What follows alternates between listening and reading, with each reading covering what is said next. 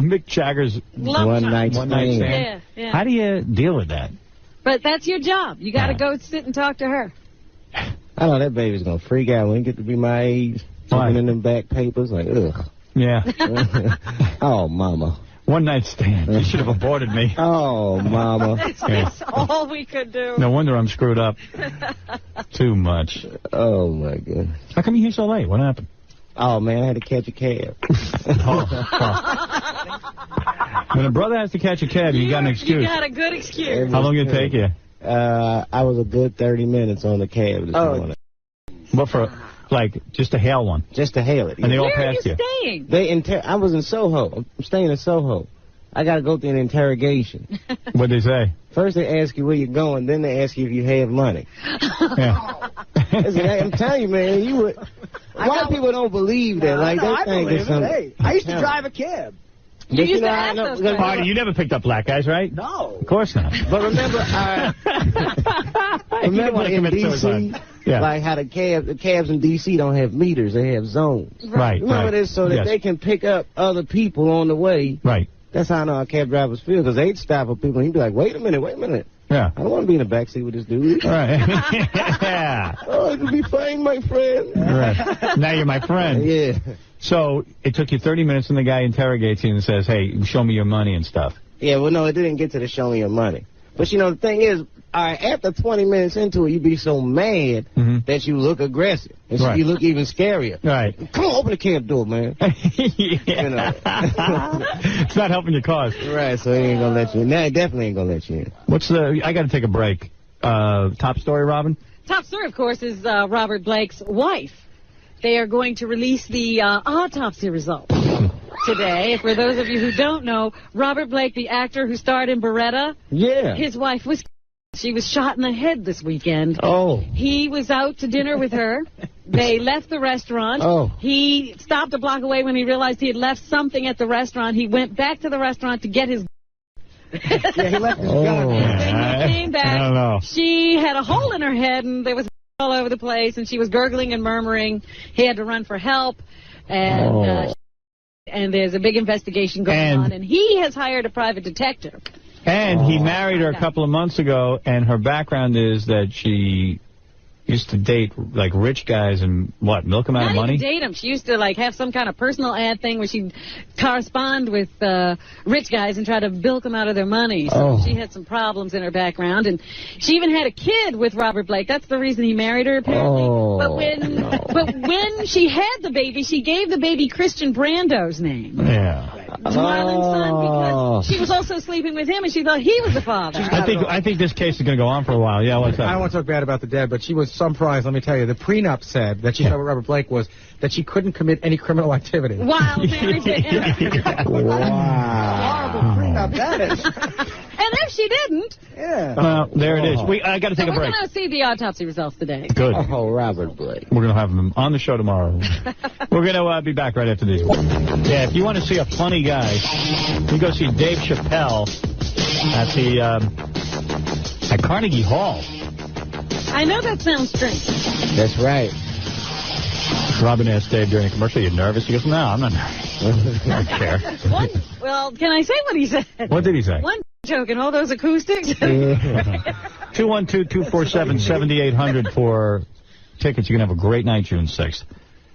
It's always fun. That's right. I might even dress. Look, I never dress up for nothing. Oh, put on a tux. That'll be good. What are you going to wear? Nah, that's too. Wear what you wear. Man. Yeah, I usually just be wearing my regular street clothes. Because when I dress up in suits, you don't feel right. Dress up in a suit, maybe you get a cab. It's like when you go... Nah, that don't work. They think it's a trap. It's so true. That doesn't even work. Hey, do yourself a favor. Don't dress like Eddie Murphy, though. Because when Eddie Murphy did his big hauls, he'd have a special blue leather outfit that he would wear, or his special red leather outfit. You don't do the leather pants thing, huh? Nah, that could fly in the 80s. You know, in the 80s it's cool. You know what? It didn't fly in the 80s. I'm telling you, when Eddie Murphy sees that now, he's got to feel like... I think it took him out of stand-up. One of the greatest comedians ever. And he's just like a... That's true. That's a funny dude. Eddie's the funniest, and the fact of the matter is, though, he didn't realize he looked like a... He's so observant, so together, so right on with his observational humor. But then again, it's like he's so famous, man. So what? He couldn't see the leather pants thing coming, though. You know, he got caught up in the Elvis thing. Yeah, trying to look he good. He admits that. He loves Elvis, Yeah, he got into Elvis, yeah. Well, look at him in his movies and stuff. He thinks, you know, he's going to be like a leading man, handsome. Yeah, he'd be funny. Forget that leading man. Yeah, I think he's even trying the Cary Grant thing in the movies, and that's not working. With the mustache. Yeah. Yeah. I don't know, man. I got to get a movie. I'm getting sick of this. I know. I'm getting sick, man. Me and Dave have something in common in movie stuff. We both played Norm Macdonald's best friend in movies. Yeah, man. I'm telling you, I'm everybody's best friend, man. When am I gonna get a best friend? You're gonna get to be the guy. Yeah, man. I thought you were movies. I thought you were doing a movie. Oh, I am. What are you doing? I'm playing somebody's best friend. And what? What is that? That's good. I'm working with Eddie Griffin, undercover brother, who's actually funny. Yeah, he's a funny guy. He is real funny. Yeah. The other day, as a matter of fact, when I called, I was going to say we should prank call Denise Richards. She's in the movie. Oh, yeah, she's hot. See if she'll go out. She actually is pretty hot, man. Is she still hot, or she's starting to hit the wall? No, she's hot. Is she? Yeah, but she has that white men dream about. What do you mean? Huh? She got a flat. Not flat. No. Don't get me wrong. Yeah. It's just not quite as bubbly as the brothers like. Right. We like big. Personally, like a. How's your wife's? Her ass is superb. That's the thing, though. She grew up around a lot of white people, so she thinks she thinks that she has a big. That was too big. No, it's nice. But yeah, but I know it's working out for me. I'm happy with it. Right. Hey, Robin, what else is in the news? Timothy McVeigh, his big day is May 16th. That's the day they're going to give him the dose and send him away so that he can stop writing to reporters and taxing people and putting out books. Right. He's the guy who... By the way, I have to correct you. He didn't, remember you were putting on that book Judith put out that... Timothy McVeigh didn't write that book. That's no, it was written by two guys who talked to him. Yeah. So when we were talking about the proceeds of the book and stuff, it's going to the authors, not to... He doesn't get any of it. He doesn't get any money. Well, that's fine. Yeah. I don't mind that. Right. But he's writing to people. He won't write to us. I would like a letter. He did write back to us saying that he declines our request to interview him. Really? But we could get a photo, I think. A photo? Autograph? Yeah, I think so, something like that. Oh, that's nice. Can you sign it? How do... Headshot. He's got photos. I think he's got a photo we could get. Like yearbook photos of... Got like a portfolio. I heard an account today that he wrote to some reporter whose name is also McVeigh, and he jokingly calls her a distant relative. Mm-hmm. And he explains that he was attacking the American government when he attacked when he blew up the Oklahoma Federal Building, much like the United States government attacks people like the Branch Davidians. He was all upset about that. So yeah, great. That's exactly why he blew up a bunch of kids in the federal building in Oklahoma. And once again, he has no regrets. He doesn't feel bad about it at all. And I'm glad that he decided not to go the appeals route so they can get rid of him right away, because I'm tired of him already. Something good has come out of this whole Oklahoma City bombing Timothy McVeigh story, and that, if you can find anything good in this, the militia movement has almost been eradicated in this country. Is that right? They did a survey. All the militias that were out there, all these guys who run around doing military ops and stuff, 70% of those operations are gone, and that most of the leaders are either in jail or have given up. And since George Bush got in office, they're like, well, they used to be really anti-Clinton and Janet Reno because she was, the Branch Davidians. Right. So now they're like, well, there's really nobody really wants to train hard and do the drills and play Army on the weekends and live in the woods. Nobody's really that committed. So, like, all these wackos are pretty much out of the movement. And there's one other thing that's come about as a result of this, too. Do you realize most of the people who are opposed to the penalty don't mind Timothy McVeigh being put... There's got to be a more inhumane way to... Yeah, but they're like, nice. Maybe the okay in this case. Yeah, you know what they ought to do? They ought to make him play Norm Macdonald's best friend in Norm's next movie. Let him suffer that embarrassment. Right, Artie? That'll teach him. Hey, Tim. Hey, Artie, you want to be my best friend in a movie? What did I blow up a building? This guy blew up a bunch of dudes. That's a good knowing. That's a good knowing. There are people trying to scam people using Timothy McVeigh's name. There's some people are getting faxes saying, vote on whether Timothy McVeigh's execution should be televised to the public. Sure it should. And they should put it on right after Will and Grace. Well, I understand how you feel. I understand how you feel, but there are people trying to make money on your voting. They fax you vote, and everybody should know your opinion, and this will get back to your congressman or something like that. And down in the bottom, in very small print on the fax, you are told that it costs money to actually make this call. So, he should be eaten. They should have something eat him. Right. You know what I mean? Like that's crocodile. the worst death. Because you turn into crap. And put it in TV. Yeah. Wow, that would be nothing worse than being food. No, if you're eating, you got to get crapped out. Hey, you shouldn't be sedated while you're eating. You should just, send you to a bunch of lions, let them rip you up. No, let something. Yeah, whatever happened to like a protest or a picketing or something? You can't be blowing stuff up every time you got some issues. Really? You can't do that. Hey, Dave, you're making too much sense. Did you watch The Final Survivor? Yeah, I did. Did you love it? I could not believe that Tina won. I'm not dissing her, but I didn't believe for a minute she was going to win there. Hey, Colby, we had him in today. I still can't. After interviewing him, I still can't figure out what he was up to. He can't answer the question why. Yeah. There's something going on with that guy. No, I talked to him afterwards, and he did say that maybe he played it real smart because now everyone loves him, and he's going to get a whole bunch of endorsement deals and stuff because he sacrificed the money for a nice woman or something. I don't know. He's trying to come up with some reason. I but think so, yeah. I think he's mad. I know he's mad. I'm going to tell you, down to them last, the speeches, why do you think? I thought she blew it. Her speech was so her speech was just so like, don't vote because you got your feelings hurt, okay? Yeah. Don't tell me how to vote. Yeah, you can't tell that a bunch of people just beat out. Yeah. But what are you going to do? She got the money. She sure did. She got the cash. Hey, and I asked Colby, I said, if the price, because he goes, well, it's only $1 million, but then you only get like $600,000. I'm like, $600,000 is pretty good money, for a guy detailing cars. Yeah. So he goes, I said, if it was $5 million or $10 million, would you have voted her off? And he goes, yeah. So like $1 million wasn't enough for him. You know what? I don't believe him for a second. No, he said, yeah. He said, yeah. Yeah. But I don't believe him for a second. She would have played him for $10 million just like she played him for $1 million. Right. But what I don't understand, too, all right, didn't they kind of vote along gender lines? Wasn't it pretty much like all the dudes voted for Colby? No, not necessarily, because one of the women voted for Colby. I don't know. It was something. It did seem that it was going down that way, but she must have one of the women. But Tina is hot. She's a hot. Was she? No. She's not. She's she was talking about she's got the breast implants. She's got some big boobies. Yeah, but they're implants. They got to be implants. Go ahead, Robin. I don't mind the implants. Don't say it like it's a bad thing. I love them. Darryl Strawberry, while the New York Yankees were at the White House being feted by the president last Friday or Thursday, whenever those days were, Darryl Strawberry was in court. And he stood up and he told the judge, because he's trying to stay out of jail and keep his little butt in rehab. And he stood up and he told the judge, Judge, my brain is broken. Right. That's what's wrong with me. Is that what he said? Poor Darryl Strawberry, man. I feel bad for the guy. I feel bad for Darryl Strawberry. They're targeting this. Someone said, gee, he gets off because he's a celebrity. Gets off. There are millions of crack addicts out there who get to run around. Nobody's bothering them at all. Yeah, I mean, this guy, he ain't getting off. They're busting his balls because he's famous. Let him do his crack. He's got cancer. Let him go out and do his thing. He's having fun. So they don't know, I guess the prosecution down there in Florida wants to put him in jail, but everybody's trying to fight to keep Darryl out. And his plea was, look, my brain is broken.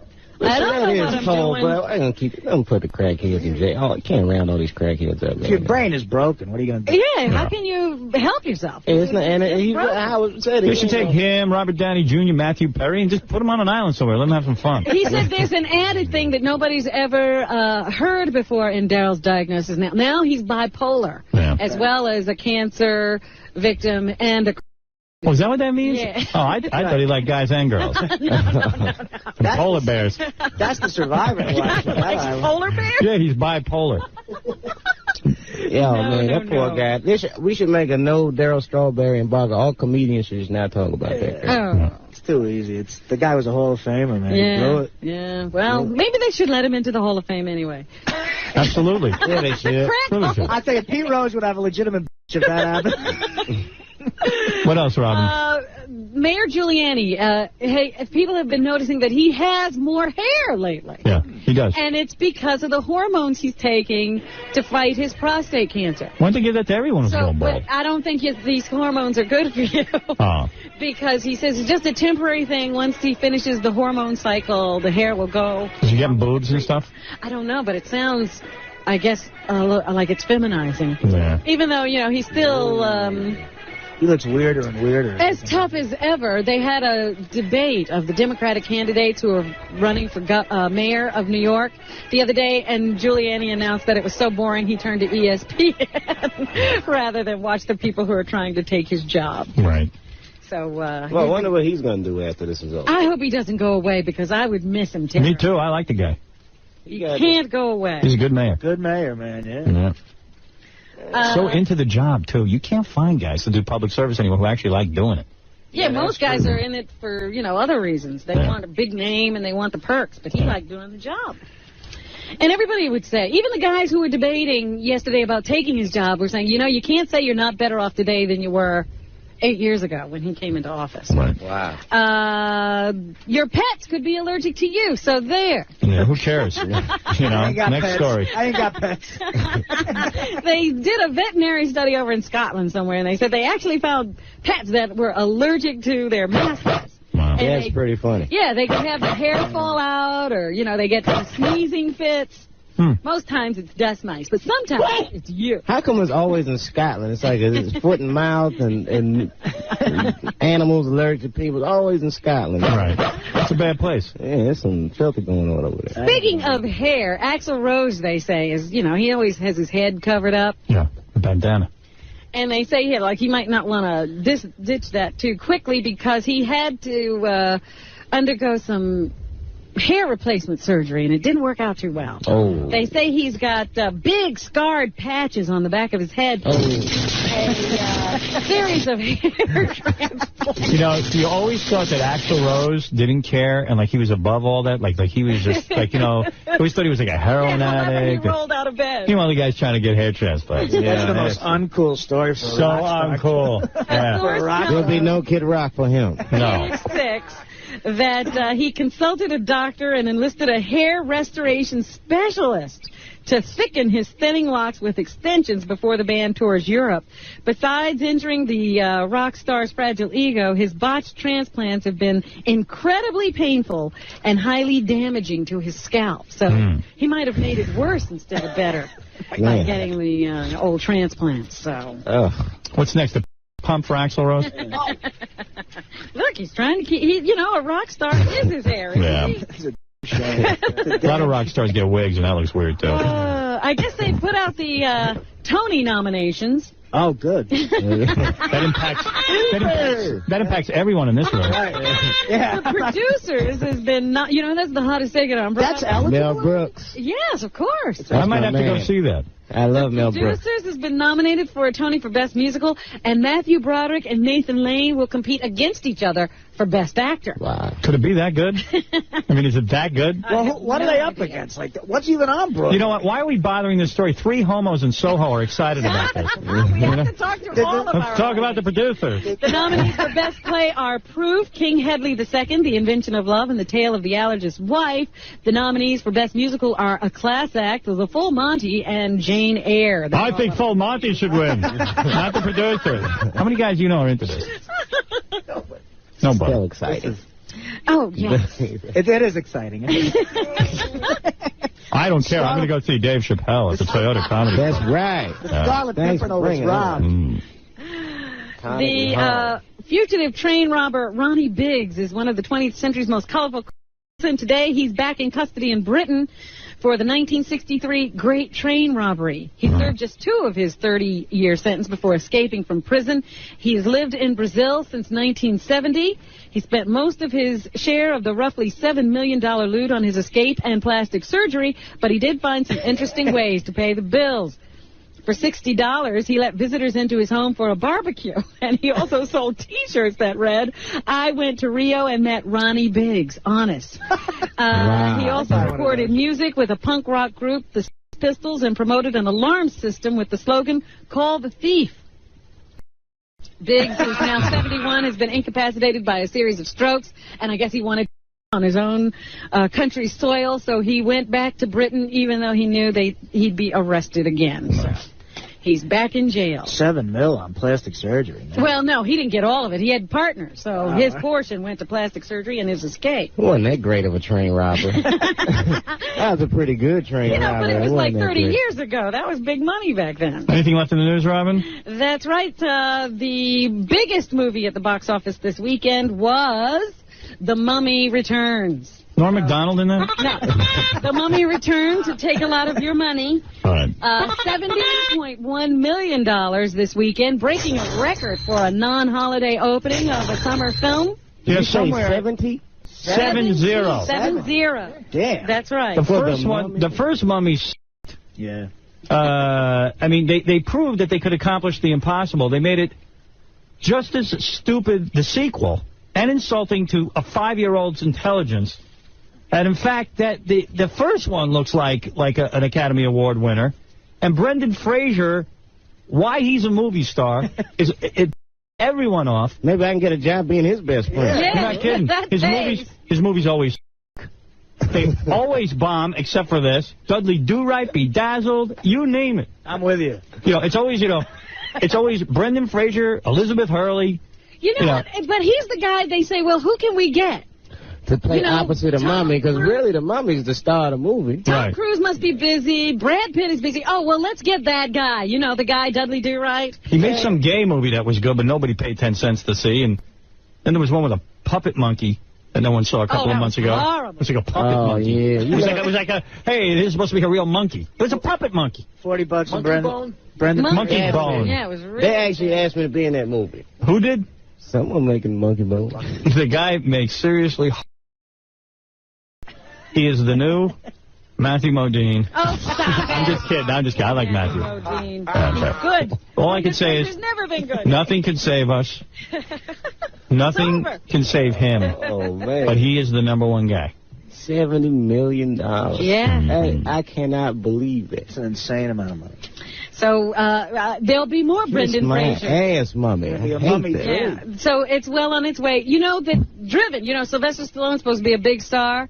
In one day, The Mummy made more than that movie's made in 2 weeks. Oh. Let's not forget Flashback and Airheads.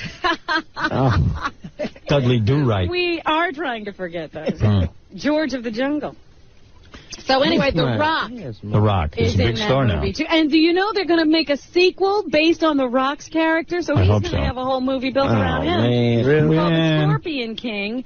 Poor Dave Chappelle. Yeah, here's The Rock on his computer-generated fight scene with Brendan Fraser. All right. Tom Chisano, you got something to say? I saw the movie. He's actually good in it. Who is? The Rock? Brendan Fraser. Oh, come on, Tom. Come on. Don't ruin my life. School ties. He was Tom, you wouldn't know if somebody's a good actor. I would so. And you would. I go to more movies than anybody. Almost anybody. We did the scan, we did the censors and all that, and then I just had to go through the motions and have Stephen direct me. Rock, go for Brendan's head. And you're going for his head. Cut off his head. Trying to cut off his head. So Lee Strasberg did it. It's very interesting. And then, of course, Brendan on his end, I think he did his in London, had to react to all that defensively and get all that done. And ironically enough... I'm not going to listen to The Rock talk about acting. The Rock looked like Monkey Bone again. Yeah. Right. He sounded gay, The Rock. He sounded like an actor. The Rock sounds like a fruit. Here is Brendan Fraser to tell us how fans of The Mummy will respond to the sequel. Number 5. That's great actor. The Mummy is a beloved character, and it's being well treated. The Colby's Mummy. And I think that the appeal really shows that people really care about it. Oh, my God. He's right. He knows. He does know something. Wait a minute. It must be him, man. There's nothing beloved about this Mummy. This isn't the Mummy of our youth. This is like... There's nothing good about it, Tom. You know what? It was a fun movie. All right, thank you. It was a fun movie. I'm telling you, if I can come back as 2 things, it'd be dumb and good-looking, man. There you go. That is the best 2 That's things the to ticket. do. You just rule the world. Right now. Are you talking about Tom or Brendan Fraser? Both, actually. Hey. I'm just kidding, Tom. I value you. Last week I told you that George Harrison announced that he is also surviving cancer. Yeah, he looks bad. He had a growth. He actually looks like a beetle now. Removed from one of his lungs, and the successful surgery apparently has cured him. His lawyers announced that last week. Anyway, from an old interview, this is a 1976 interview because George doesn't talk anymore. Right. George talks about relaxing in Tuscany. Number 2. We're all alone. every one of us, there may be a million of... He's the happy Beatle. us all in the same room. We're all nothing. We're all going to die. Oh, my God. No wonder Lennon got out of that group. I'm being seriously depressed by this guy. Depressed guy in the John, Dwayne, Eddie, Dwayne Allman, John Lennon, and the rest. They can all be, Fred Astaire, in the room thinking they're all together, but there's 1,000 alone people together. We're all alone. Poor George. Wow. It's meaningless. He said Fred Astaire after those other three guys. John Lennon. Yeah, he did. John Lennon, Fred Astaire. Dwayne Allman and Fred Astaire. They can all be in the room together, but we're all alone. Probably everybody. Bryant Gumbel was asked if Survivor has been good for CBS. Number 4. Yes, it has. It has been very good. I mean, I think for all the right reasons. It's good entertainment. It's something the family can watch. Yeah, it's really good. It's wrecked my career. Is that Bryant or Kermit? No, it's really wrecked my career. I mean, I used to think I was a serious journalist, and now I'm interviewing Colby and his mother. It's exciting. It's unpredictable, and the people are good people. Unpredictable? Everyone's good. Exciting, unpredictable. And Burt Reynolds is in the number 2 film. He got a job from Sylvester Stallone to be in Driven. And that was a good idea. When did Sly ask him to take a role in this movie? Number 6. Number 6. Sly and I had talked about doing a film together for... Sly. I hate to say how many years. Long. Sly and I. And then Sly said, I got a film for him. I thought it was Spencer. Yeah, Sly and I got a movie going. That's all. Me and Sly.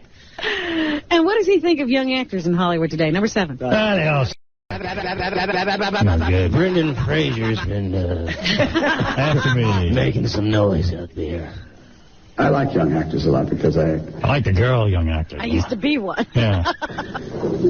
I was one once 100 years ago, and I remember perfectly who was kind. Robin's heard a few sound bites. I remember my hair fell out of my head, and I hit Judy Carn a good left. Who wasn't, and how much it meant to me. So you can tell them where the minefields are. Some of them they got stepped on anyway. But shut up. I wish you would have told me years ago. I've stepped on a few of them. What minefields don't we know? Don't do a movie with Norm Macdonald. What minefield are you going to warn us about?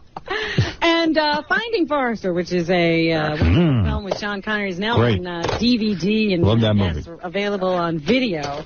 So here's Sean Connery to explain why he was attracted to this project. Number 9. It was a great attraction to me. It was, I felt had to be further developed. We should make that duty he's been holding on to. It was the idea that these two could actually meet and have any... I don't care. Come on, we got to get out of here. It's late. That's what's Thank you, Robin. I want to thank, of course, the great Artie Lang. Artie. Thank you. He's on Norm Friday nights, we think. It might have been canceled. We're not sure if he's on or not. But, we'll know in a week. We'll know soon. Let's hope that continues. And tell Norm I said hey, man. I will. I guess he was probably listening, so hey, Norm. Dave, next time try and hail the cab a little earlier. Oh, yeah, my bad, Howard. See him at Or the stay closer so you can walk. Dave Chappelle at the Toyota Comedy Special on June 6th. Tickets 212-247-7800 or go to toyotacomedyspecial.com. It's going to be a great show. This guy is funny. Hey, thanks, man. Yes. Thanks to Colby from Survivor. Colby. Yo, yo, yo. What's up, Colby? He blew it, man. He blew it. If you're a pretty girl and you want to go to a prom with a guy with spina bifida, contact... I'll forget it. I'll work on that. Yeah, you better take care of that yourself. Tomorrow, Chris Robinson from the Black Crowes, the luckiest man in America. Married to Kate Hudson. That's a good deal. Can't wait to talk to him. Win Fred's Money with John Popper. And later this week, Jackie Stallone and her psychic dogs. She's bringing in the dog. That's right. All right.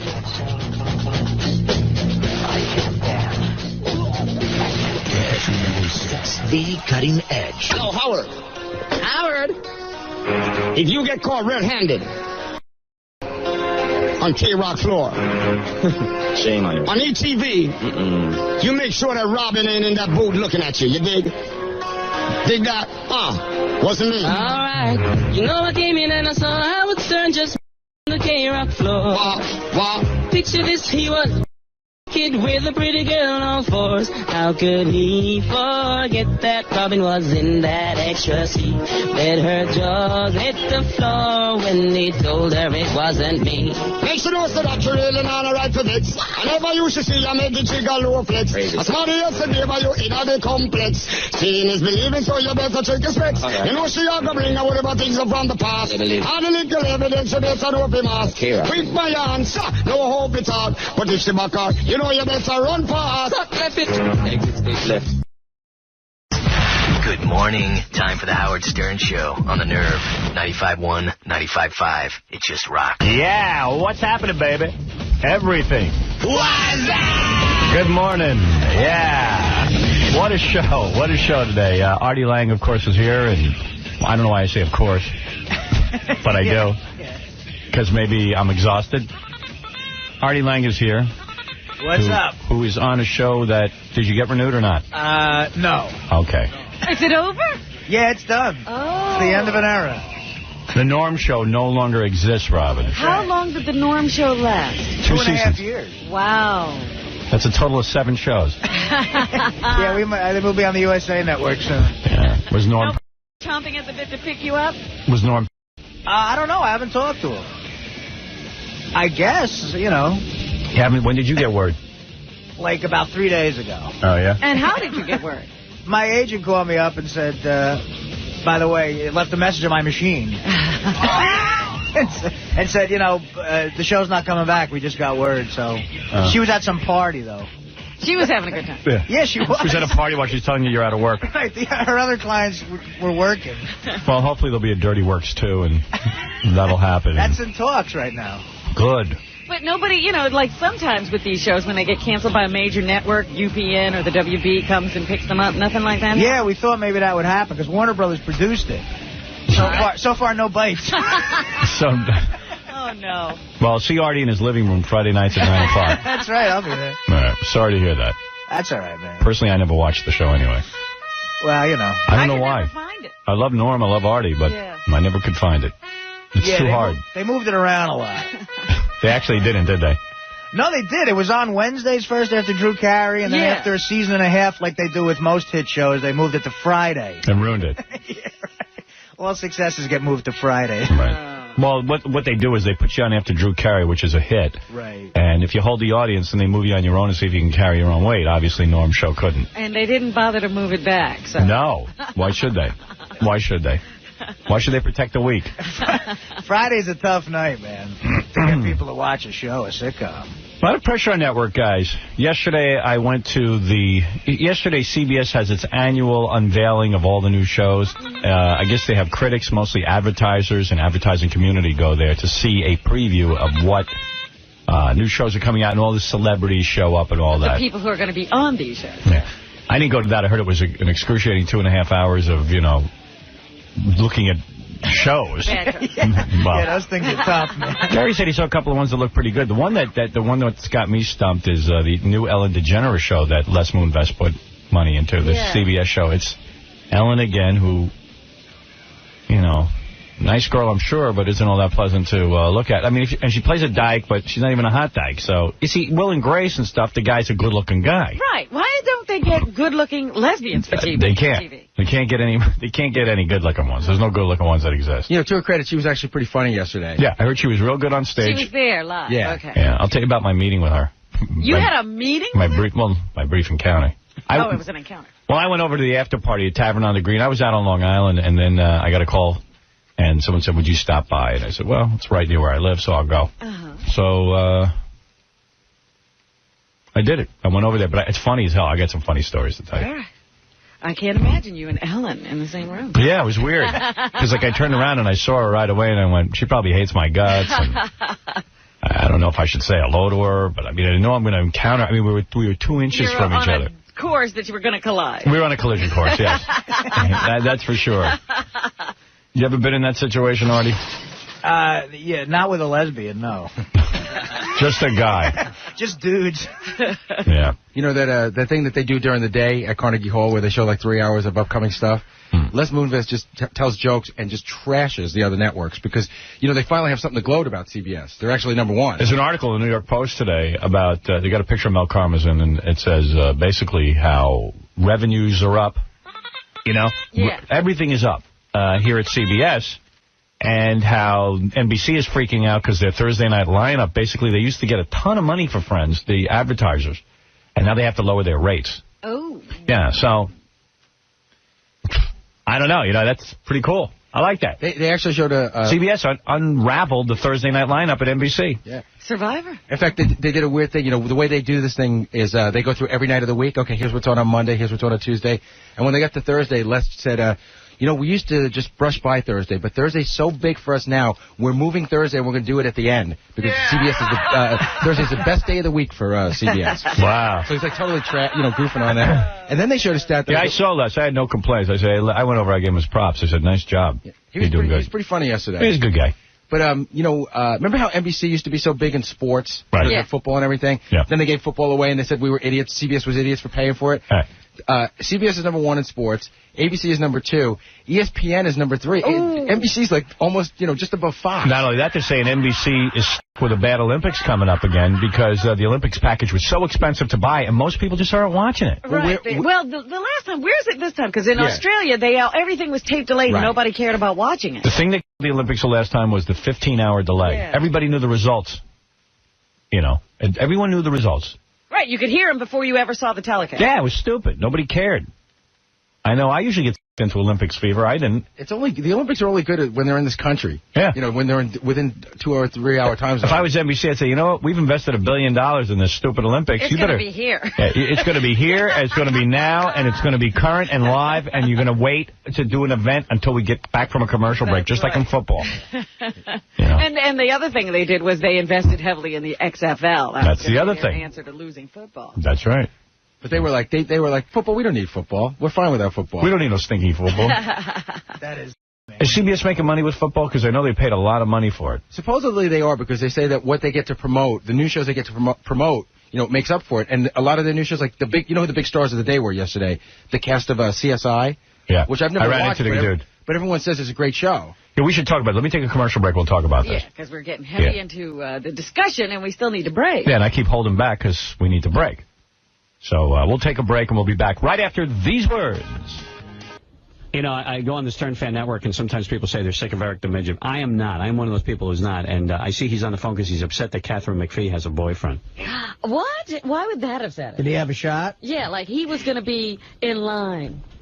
Well, I wasn't saying that. I was upset about it. It's just that I heard that she had a boyfriend, and I thought I'd pass that along to you. It looks like some guy she knew before she got on American Idol, and she's trying to figure out a way to get rid of him.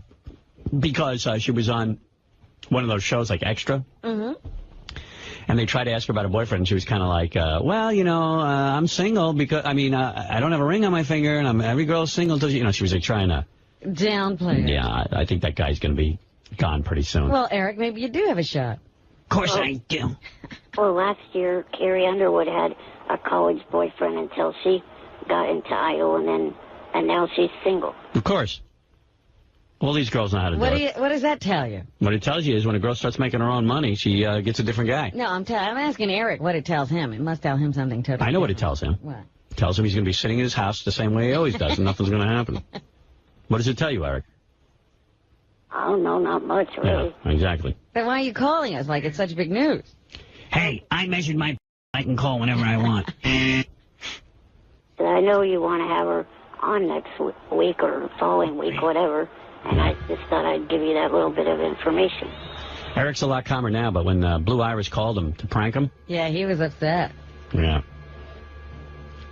This is the usual me when I'm not being prank called by anybody or anything stupid like that.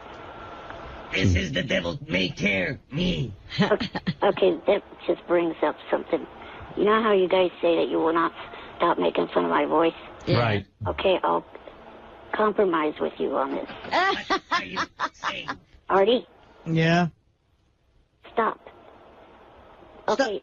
Stop what? whose name is on the show? Howard Stern. Right. So to me, the only one in that studio that can make fun of my voice is Howard. How is that a compromise, you little... Because I'm at least letting someone do it. You don't get a right to tell people who can do it. Why would we compromise? Everybody likes goofing on you. The compromise is the one we worked out. You complain and we'll keep doing it. Right. I'm throwing my midget weight around. Eric, go back and think up a new one. I got to move along. Thank you, Eric. How about we go back to the compromise if we completely ignore everything you say? All right, Eric, have a good day. You too. All right, and call me when you get a hold of Catherine McPhee. Thank you. A friend of mine in Missouri said... Gross. That's so gross. But you hear that. You really hear that. Dude, I want to write a book about in an airport. It's the worst experience ever. It's awful. Like, you feel like you got to boil. Boil everything you put Is it a novel? I want to myself when I leave an airport bathroom. There was a friend of mine in Missouri who's kind of a heavy guy like Artie, and he just ate nothing but, like, bad food, and he said he hadn't had a solid in 12 years. And we used to hear him like that. It was so gross. Eric the Midget is in trouble with his parents. Eric, what's going on?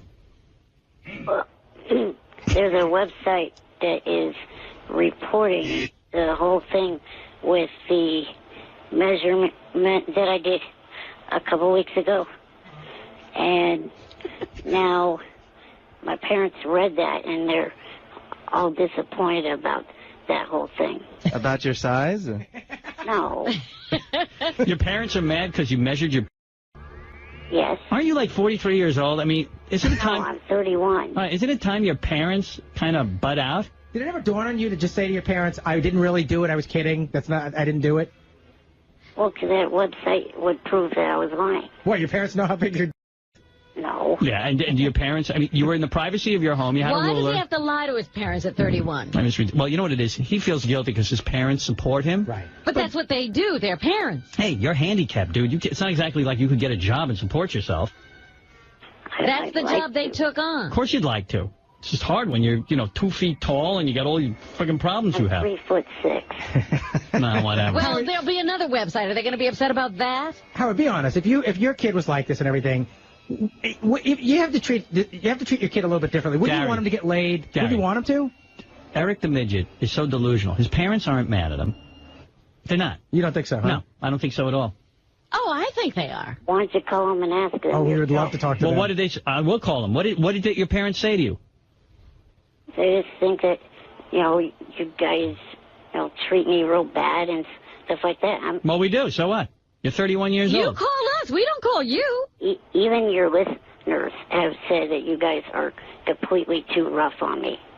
But, Eric, you could not pick up the phone. And call us. How do your parents bring it up to you? We understand, Eric, we understand that you measured your on the air?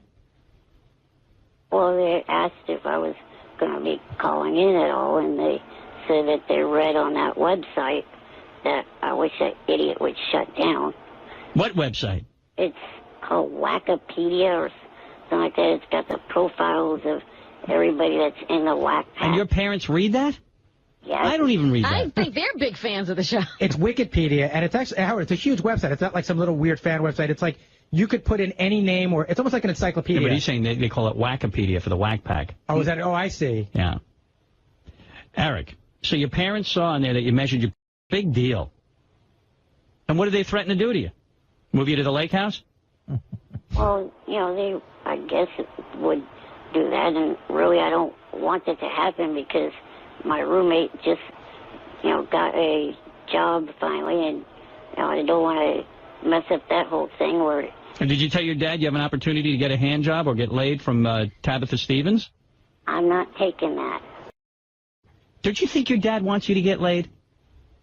Howard, I don't want to be with someone that's had or has a list of guys longer than War and Peace. Well, who are you getting? You think you're going to be a hot chicks first? Eric, you know who? You have been with no one who has any list at all. You've been with no one. Oh. So what? So the chick has got a rocking body. She'll let you squeeze her tits, and she'll give you a hand job. What? So, Eric, you would rather leave the planet? I guess. You know, it's so funny how different people are. Remember Wheelchair Steve? Yeah. We set him up with Tabitha. His mother thanked me. She brought him in. She was so happy. First of all, Tabitha's got one of the best bodies I've ever seen on a chick. She's got a great ass and a flat stomach and big fake tits. And you're telling me that your pop would be mad if you came to New York and she gave you a hand job? You got to be kidding me. And I'll tell you something else about Tabitha, too. She's not patronizing. Like, she'll like you when she's doing it, for real. She was really good to Steve. Yeah. Really good. He's still dreaming about it. She's a saint. Hey, I'd take that hand job right now. What if I throw in a hand job for your dad, too? None of these nice girls are doing anything for you. These so-called nice girls. Yeah. Sounds to me like your parents are jealous of your fame and success on this show. Well, yeah, tell them to find you a girl who will do something. Yeah, one with no resume. Have they done anything? So what do your parents do? What is the punishment for you measuring your... They're just disappointed in me. They haven't given any punishment. Did they do something like move the ketchup to a higher shelf or something? How about you're 31 years old and they should stop laying a trip on you about what they're disappointed in? So yeah, they're treating you like a baby. Did you agree to stop measuring your... Well, I've done it once. I don't need to do it again. Yeah. Why did he do it anyway? Because I gave him Catherine McPhee's home phone number. Oh. Her cell phone. Did you tell your dad why you did it? Yeah. It was reported on there. He read it. That would disappoint me more, the reason you did it. That would merely make me go, we have a problem in this family. Speaking of that, Tom Cruise and Katie Holmes are not married. I didn't know that, but they're not married. No, they haven't been married, yeah. And at their wedding, you know who they want? Hey, Eric, you'll be interested in this. Do you know who they want to have sing at their wedding? I watch the entertainment show, so I know that they've asked for Catherine. Catherine McPhee. Heck. Gross. Tom Cat has McFever. Pals say Tom Cruise and Katie Holmes have become such big fans of American Idol runner-up Catherine McPhee. They want the 21-year-old songbird to sing at their wedding. They are weird. That is definitely weird. Man. They have become Catherine's biggest fans. Little American Idol trivia for Eric. I guess it's because she did Somewhere Over the Rainbow. Judas Priest. Nice rendition of it. All right, Eric, I got to go. I don't know what to tell you with this parents thing. Yeah, why'd you call us? Just to tell us your parents are angry, or do they want something? What is it? I just wanted to let you know that they weren't too happy about that thing that I did. Nah, screw them. Yeah, we're not going to ask you to do it again. You did it once. Don't be mad at us. We don't lay a trip on you. I don't think there's anything wrong with measuring your... Next time we're going to have you duty in a diaper. Yeah, tell them that. I mean, it's just that I want to keep talking to you guys, but yet I, at the same time, don't want to be doing anything that would disappoint them. Keep listening to your mommy and daddy, and you won't be talking to us soon. Soon they'll have you being miserable, sitting in that house of yours. All alone. All alone. All your fame gone. Now you got people writing you. You got a whole thing going on from you this even show. had Catherine McPhee's phone number. Yeah. Did you ever call her again? I waited till last week, and I did call one time to, give a little message to her, sorry that she didn't win, and that kind of message. That was comforting. Did she call you back? No, I still have not heard from her. But I figure she's still busy going to all the different talk shows. Oh, is that what you figured? Yeah. Do you ever think maybe she's never just going to call you? No matter how many talk shows she has? Well, she called you guys back. Oh. Well, we have a show. We're very, very important. Did you leave your number? Yes. Yes. I'd give anything to hear that message. Are we interested in having her on, Howard? Yeah, of course. Because, it's funny, I called back the other day, and she got on the phone, and she's like, oh, my God, I'm not allowed to talk to you. Not like she's like not supposed to deal with us, like, 'cause Fox handles everything. Right. But she's coming to town in like a week or so. Yeah, we want her on. We want her on, what's right? funny? If you showed me a picture of two women, I couldn't tell you which one she was. Hey, Eric, I bet you want to meet her, huh? Yeah. Yeah. What would you do? You're going to have to dive. You're going to put your penis in Get ready for your parents really to get... Tell Mom and Dad to not go on that website for about a year. We're going to have you on, and you're going to meet Catherine We'll bring McPhee. you all the way here. Would you wear, like, Hank's old bunny costume to meet Catherine McPhee? No. Yes, you would. To meet Catherine McPhee, to sit on the couch next to her. No. What if she gives you a hand job? Oh, please, she wouldn't do that. You might have to put a ruler in your this time. You know, see how many inches you can take. Give her 2 years, she'll be doing that. Hey, Eric. No. You better think it over. Sitting right next to her. Can ask her anything you want. Would you urinate in a diaper? No. All right, don't wear a diaper. Just go in your chair. Would you let Richard... Nope. Will you play what? No. Shrinctionary? Yeah, here's your choices. If we have Catherine McPhee on, you can sit next to her on the couch. I'll even let you touch her. But She'll give you a kiss, I'm you sure. got to do one of three things. A, we can flush you down a toilet. B, you wear a diaper and defecate in it. Or C, and I don't remember what it is. Oh, you let Richard... Which one would you do, Howard? No, no, and no. Yeah. It's a big deal. I'm not going to let a guy barf on me. We've all done it before. Yeah, it's no big deal. And it'll be part of a sketch. Robin puts you on a changing table afterwards and wipes you down and powders you. Big safety pin. We'll put one of those little bonnets on you. As a sketch, though. And you got to be bare-chested. Just the diaper and the bonnet. Which would you do? Would you let Richard vomit on you? No, no, and no. Wow. Well, I guess you're not going to be meeting her. What do you think is appropriate for you to do to meet her? What would you do, Eric? Beetlejuice? Me? Man, that would be funny. Think about that, Eric. All right, as Gary said, what would you do? That's pay-per-view. What would you do? You shave your balls? Clue. Will you shave your balls on the air? Would you get waxed? Ooh, waxing. Well, wax your balls on the air. No, thanks. And your taint. Nope. Would you put a Sirius satellite receiver? Nope. We'll see if we can pick up reception. No. Another no. Gee, I'm running out of things for you to do. Why should we have you on, then? What fun of you? I don't know. Can we mail you somewhere? How about mailing him here? If he comes here in the mail, he can be it. We're going to put you in a package and mail you here. And if you get here, you can... Can we FedEx you to Brazil? You think you could put him in a package and mail him here? Well, okay, so wait a second. Hold on. If I wanted to get... Why don't we mail him to Catherine McPhee? What if we mail you to Catherine McPhee and it's in the fan mail? Wait, if I bought a dog from California and I wanted to get it to New York, I could ship it. Right. Sure. Right. He's as big as a large dog. Yeah, we'll mail you to Catherine. It'll be in her fan mail. Eric, what do you weigh?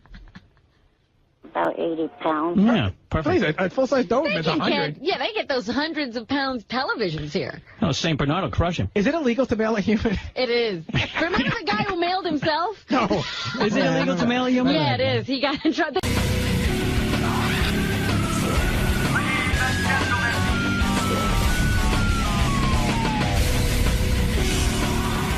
Why is Howard such a great interviewer? Howard Stern is such a great interviewer because he's an innovator, because he changed literally. I'm just going to get this banana. The reason, see, that's the sort of thing, like, pre-Howard Stern, someone would have gone, oh, I've got to stop, there's a banana's come in the room, the world will fall apart. But post-Howard Stern, I, a younger broadcaster, inspired by him, realised that the banana becomes part of the bit. Post-Howard Stern, the insertion of this banana into my own anus could make broadcasting history. He's made the scatological intelligent, the intelligent scatological. He's a postmodernist, he's an artist, he's connected to the unified field of consciousness, he's a rebel, he's a very great thinker, and he seems like a sweet human being as well. One of the most challenging interviews I've ever done is with Howard Stern. As soon as he sits in the chair, he's on you. It's like facing like a garrison of Roman warriors. He's attacking you from all angles, but, you know, if you can handle it, then he becomes sweet to you. So I think he's literally one of the best broadcasters in history. Possibly you could say he's the best radio personality there's ever been. Well, you can't argue with that. Oh, Russell Brand is here. He's been on many times. Haven't seen him in a while. Many times? Yeah, he's been on a couple of times already. Has he? How many times have you been on? Like 2 or 3? Once. I came on the phone another time. Oh. Is that it? Yeah, only twice. I would definitely remember. I'd mark these occasions in my mind. I was thinking about you, you know, the way you dress, because you wear really tight pants, and like, you like to show your belly when you wear a shirt and stuff. Sometimes. And I was talking about it with my wife, and she said, no, Russell's doing that to kind of be funny. Is this a joke, the way you dress? Hold on a minute. This is not some sort of a joke. Is it like to be humorous, your style of clothing? Sometimes, Howard, there is a trace of irony. Yeah. But like, I'm not like a man who's like, yeah, take me seriously. But also, I do hope to look nice. If your wife thinks that it's like comical. No, but I mean, like even now, like you're wearing a belly shirt and you're showing your pubes. But what are the suspenders things pubes that are hanging down too? You got a little thing going on. This is a leather chain. I suppose, like my dress sense is to accentuate, not without good reason, the sex organs. I see. Okay. Everything is focused on the balls. So people are thinking, oh, sex organs. You know, every time I speak to you, I mean, you are a legendary coxman. A legendary coxman? Yeah, I mean, you love girls, you love to have sex. And, you know, I was watching you when you met Katy, your fiance, Katy Perry, who we had in here. Yes. Well, I said to Robin after she was here, tremendously sexy girl. She's a beauty. She's a beauty, but for you to be getting married, I don't know. Do you think it's going to really last? Well, do you think it'll last? Of course, since I wouldn't get married. Of course I do. Right. I can understand your dilemma because it is a very peculiar transition from, like, you know, on previous occasions when I've come in here, I've always thought there's a distinct possibility that I could burst through that glass or at least decorate it in some sort of effluvia into Robin's arena, as it were. Yeah. Now I know, due to marital pledges, there's no chance of me having sex with Robin. What happened? Let's go through what happened so I understand. Yeah, I want to make sure you're doing the right thing. Yeah, you were on the MTV Awards. I'll describe it like a road accident because that's what you're making it sound like. Right. Like I sort of, what happened was I'd met her previously. We did this like in the film I'd done. She'd done a brief cameo, and we were supposed to do this scene where we sort of spilled out onto a balcony and kissed each other. And we were on one of them. We were on Paramount lot, right? And we were behind this facade, a pretend street, right? So before the Video Music Awards. 1 year before, precisely. Yes. You're in a movie together. This is this new movie coming out, right? Exactly, Howard. Where you're the character from Forgetting Sarah Marshall. Yes. And so you have a little scene, a vignette, where you were kissing Katy Perry. Exactly. This is it. And before the vignette, we stood behind this balcony on our own. No one else is there, just me and her. And I'm a little bit awkward and shy because I think she's dead pretty and everything. So it goes, all right, so we'll come on this balcony, and I suppose, you know, we'll like muck about a bit, and then we'll kiss each other. And she sort of nodded and looked at me, and we just leaned in and kissed each other. Even though there was like nobody there. There was no one there. It wasn't a necessary rehearsal. It's not like they were framing up for anything or anything like that. Right. So we had this kiss, and from that moment on, the seeds were planted. Now, at that time, I was not ready to embark on the mission that is monogamy. Yeah, I mean, for people who don't know this, I mean, you're pretty legendary for having, like, you were banging, like, 3 chicks a day. You would go out and perform. You even had a team of guys who would pick out girls for you to have sex with. You even had, like a SWAT team. They did have other jobs as well. They weren't, like, because like security and driving. Right. Like, they weren't solely womanizing consultants. Like Tiger Woods or something with the, you know, all of this. He kind of was. Yeah. You kind of were, right? I was very, very committed to it. I took it seriously. I was like a sort of a monk of sexual energy. No, but I mean, you struck me as a guy who had, and I'm not calling you a Neanderthal, but you were the type of man that said, look, I'm famous, I've waited a long time for this, you're a handsome guy, and you said, now I'm a movie star, I'm breaking even in America, not just in England. And you kind of said, listen, I have a right now to fuck as many women as I want and leave them crippled in your path. I mean, really. I tried not to cripple anyone. Right. If I saw... How is he crippling them? I was very into... emotionally. Right in the spine. Right. I'm going to fuck your spine out. You're like a jellyfish. Right. If I noticed neurological damage was occurring, I would stop and call it... Get a medic in here! Her eyes are rolling back in her head, and this time it's not an orgasm. So you had a medical team as well as a SWAT team that would pick up. But you would be literally doing a show, and you would say to your guys, okay, pick out the beautiful, what do they call them in England, birds. And beautiful birds. Go out there and get beautiful birds. And they would relish this opportunity. One of them's here. Danny was one of the best ones at it. Security and womanizing consultant. They'd be given special wristbands, led into a corridor. It was a wonderful time. But you knew in a sense that the women were using you and you were using them. It was a quid pro quo. Precisely, Howard, yes. But why is it that you always say the women are using choosing him? Well, because he's famous. They want to put a notch on their Do belt. you think every one of those women thought they are just going to be a one-nighter? And a lot of them even believed that he was going to be sensitive and loving. Right. Hold on. Absolutely. Orgasms were guaranteed. Can I just say? All. I wasn't like a blundering oaf in there, elbowing my way. But you knew at times there were girls who said, "Oh my God, this is my chance. Russell will fall in love with me." Blah, blah, blah, blah. If they were looking at it like American Idol, Howard, they were mistaken. Right. It was not an opportunity for an album. It was just a little bit of fun. So you were a guy of a mindset, and I understand this mindset. I had this mindset for a while too, so I understand it. And so you did this scene with Katy Perry, and you, as you say, you weren't even really ready. You thought she was attractive, but you weren't ready to get married or anything. You go to host the Video Music Awards, and then you start to flirt with her from the stage. I was watching it, right? Yes. And did some kind of light bulb go on over your head and say, now I want to be in a relationship? I think in the intervening year, I changed a bit. I'd become a little bit weary with the lifestyle you're describing, because though it is, and I can't stress this enough, brilliant having sex with loads of different girls, especially if you was a tubby little kid and a little bit shy, and suddenly the keys to the kingdom, it was brilliant fun. But then after a while, I got a little bit soulless, and I started to feel a bit lonely. And say, for example, like you've got a wife and everything, you might go, "Oh, do you remember that film we watched yesterday?" I'd say that to someone, and it weren't the person. It was always another person. It was a different one. They weren't there yesterday. That's right. Dear. Now, if she wasn't Katy Perry, now first of all, she's a tremendously talented girl. She really is. I think her music's terrific. I've told her that to her face. I also think, and I've said this way before you hooked into her, I used to say to Robin on the air, "There's a girl I'd like to bang." Oh, Howard. I love her. Right in my stomach. The whole world thinks this. Yeah, I mean, she's cute. She's and she a kind beauty. of bops around. So I understand the attraction, but what is it because she's the famous Katy Perry? I can explain it thusly. When we were doing the rehearsals for that for the MTV VMA Awards in Radio City Hall, I was showing off to a group of my friends. It was all like a rehearsal. So like the people were prepping the room. There's like roadies and henchmen and teamsters and people's entourages all moving about. The atmosphere of before a big show. People are edgy and nervous.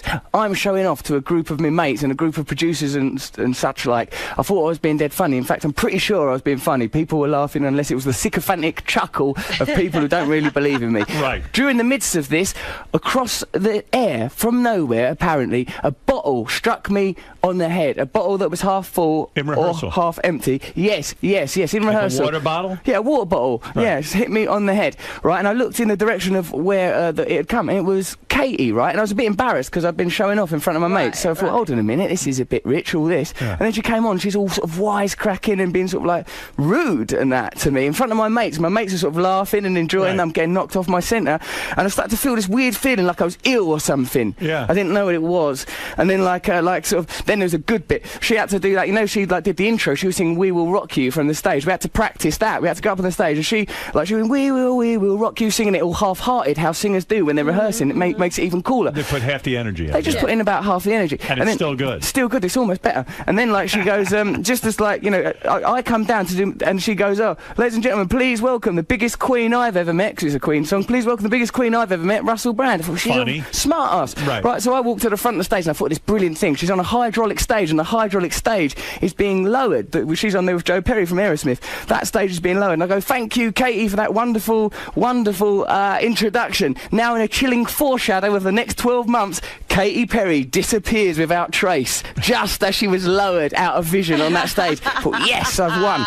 Then she put this little bracelet on my wrist, right? Like cuffed me up like a prisoner of love with this bangle. She goes, "Here, have this bracelet." And I was like, look, sort of, she'd done that just prior, and I was thinking, oh, I've got to give this bracelet back. I can't keep it if she doesn't want me. So like, just as I was about to leave, I goes, "Oh, do you want that bracelet back that you give me?" And she went, no, keep it to remind you of me. And I went, "I don't need nothing to remind me of you." And it was like a lovely little chilling moment. You said, "I don't need nothing to remind me of you." Yeah, it was romantic. No kidding. So how do you? Okay, so that was cool. You were saying that thing about the fame, and like, yeah, definitely, it makes an impact at the beginning, like it's a sucker punch. You know, because, oh my God, she's famous. To date a woman who is powerful, who can make her own money, and also be hot is great. But has her own business, too. I mean, she's always flitting off to do whatever she needs to do. She's got her own narrative, right? She can't control her. Who is worth more money, do you think, in the relationship? You do think so, yeah. She's got to be, isn't she? I mean, you know. Don't you think, though, her career is kind of like, you know, musicians, it's tough to come up with music that everyone's going to like over and over. Yeah. So do you think she's banking on you to be the big earner in the future? If she's got any sense, Howard, she will be. boy. That's right. And do you think that eventually you will out-earn her?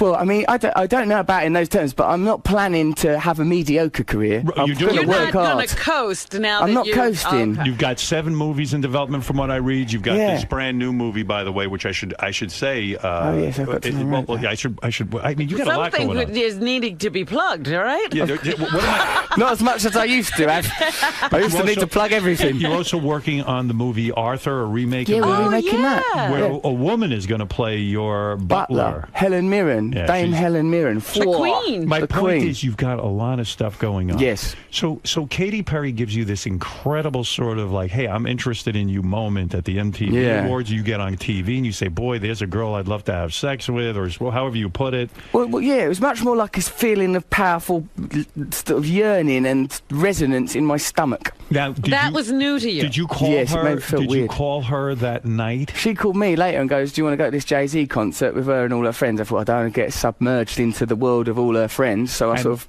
But this is exciting because not only do you have celebrity friends, but she must have her friend is Jay-Z. Rihanna, she's hanging out with. She's with everybody. Isn't it true your bachelor party will be thrown by Jay-Z? No, it isn't. Sometimes I read things like that, but if I have remember, I don't drink or take drugs or anything like that. I'm not suggesting Jay-Z does, but if I have a bachelor party, it'll be a dull affair, most likely held in a garden. Right, it'll probably be a dinner of some sort. Thank you for coming, gentlemen. I am no longer a bachelor. Hip hip hooray! That was my bachelor party. A bunch of guys went to dinner and I went home. That's right, yeah. I said no strip club for me, because what's the point? What's the point? You know, if I'm really in love, do I really need that? That's right. Yeah. There's only trouble at strip clubs. No good can come from a strip club, not for a man who's getting married. No way. It's nice to use it as a takeaway service when it exists as an opportunity. Is it true Katie's bachelorette party will be thrown by Rihanna? I believe that might be the case. See, that's exciting stuff going on. I am excited by the celebrity things, don't get me wrong, because it's sort of like it seems big and on some level it represents as important, but without the sort of like, you know, like really relationships, in a room with someone you think, oh my God, she's really bright and special and loving. You know? So you go out with her that night to Jay-Z. Yes. And I didn't go. I said, no, I'm not coming. Why? Because I didn't want to be all dragged off into someone else's life. I was nervous. No kidding. Here you're into this girl. I would be like, wow, I'm going. You would go with the friends, huh? No, you didn't go. So it shows you're not. Was it calculated, though, to say to her, listen, I don't want to get to know you that way? Yeah, I thought, like, if I go there, she'll be with all her friends and I won't have no authority in that. I won't like it. So what do you say to her? How do you hook up? How do you get together? Come for dinner tomorrow night. We went for dinner the next night in a restaurant. Where did you take her, Katy Perry? Too Posh it was. Too Posh. I can't remember the name of the place. It was in New York. It was Too Posh. And you know in a restaurant where it's so posh you're aware of the knife and fork hitting the plate. Clink, clink, clink. Yeah. And I wasn't as funny as usual. I felt off my game. What does she wear? Was she dressed sexy? She looked amazing. She was wearing some sparkling, bejeweled thing as if she'd strolled out of Valhalla, some Viking queen. So and what did you wear? One of your belly shirts? I wore a belly shirt, of course. I'm bringing out the belly. A night like that. Well, you got a nice belly. I'll give it to you. Thank you. So then you're on this date. Yes. You go to a restaurant. I assume a lot of photographers come and take your picture. Actually, no. It was quite sort of quiet. It was in New York. No one knew about it or See, that's or what's didn't nice care. about New York, isn't it? Yeah. So we just went. It was all right. And so you're out. You have this dinner. Do you go back to your place? Do you go back to your hotel? Where do you go? Well, she did come back. We just had a little kiss, and then she went home, which again was very confusing because that's normally the bit for the sex. Yeah, you went to the hotel, your hotel. My hotel. Yeah, and you kissed. You made out a little bit. A little bit of kissing, just kissing. And then you said, "Hey, baby," you go for the titty. And then Good night. I did not go for the titty. You didn't go for the titty? No, I was just sort of like, because remember, I'm all bamboozled with all these feelings, these confusing feelings. Because you've never felt, you find yourself actually caring about her, right? Yeah, which was very strange. I was not used to be a musketeer. So she left? Yeah, I did. Did you beat off that night? That night, I don't think so, because I think I had this peculiar emotional block that meant my penis looked unusual down there. It was just like an exclamation mark between my legs. Being the open kind of guy you are, you're a very open kind of guy. I mean, I don't know what you're like off, when you're Who knows when you're not here what you're like. I drop this facade and go out and kick dogs. Yeah, you're probably a demon.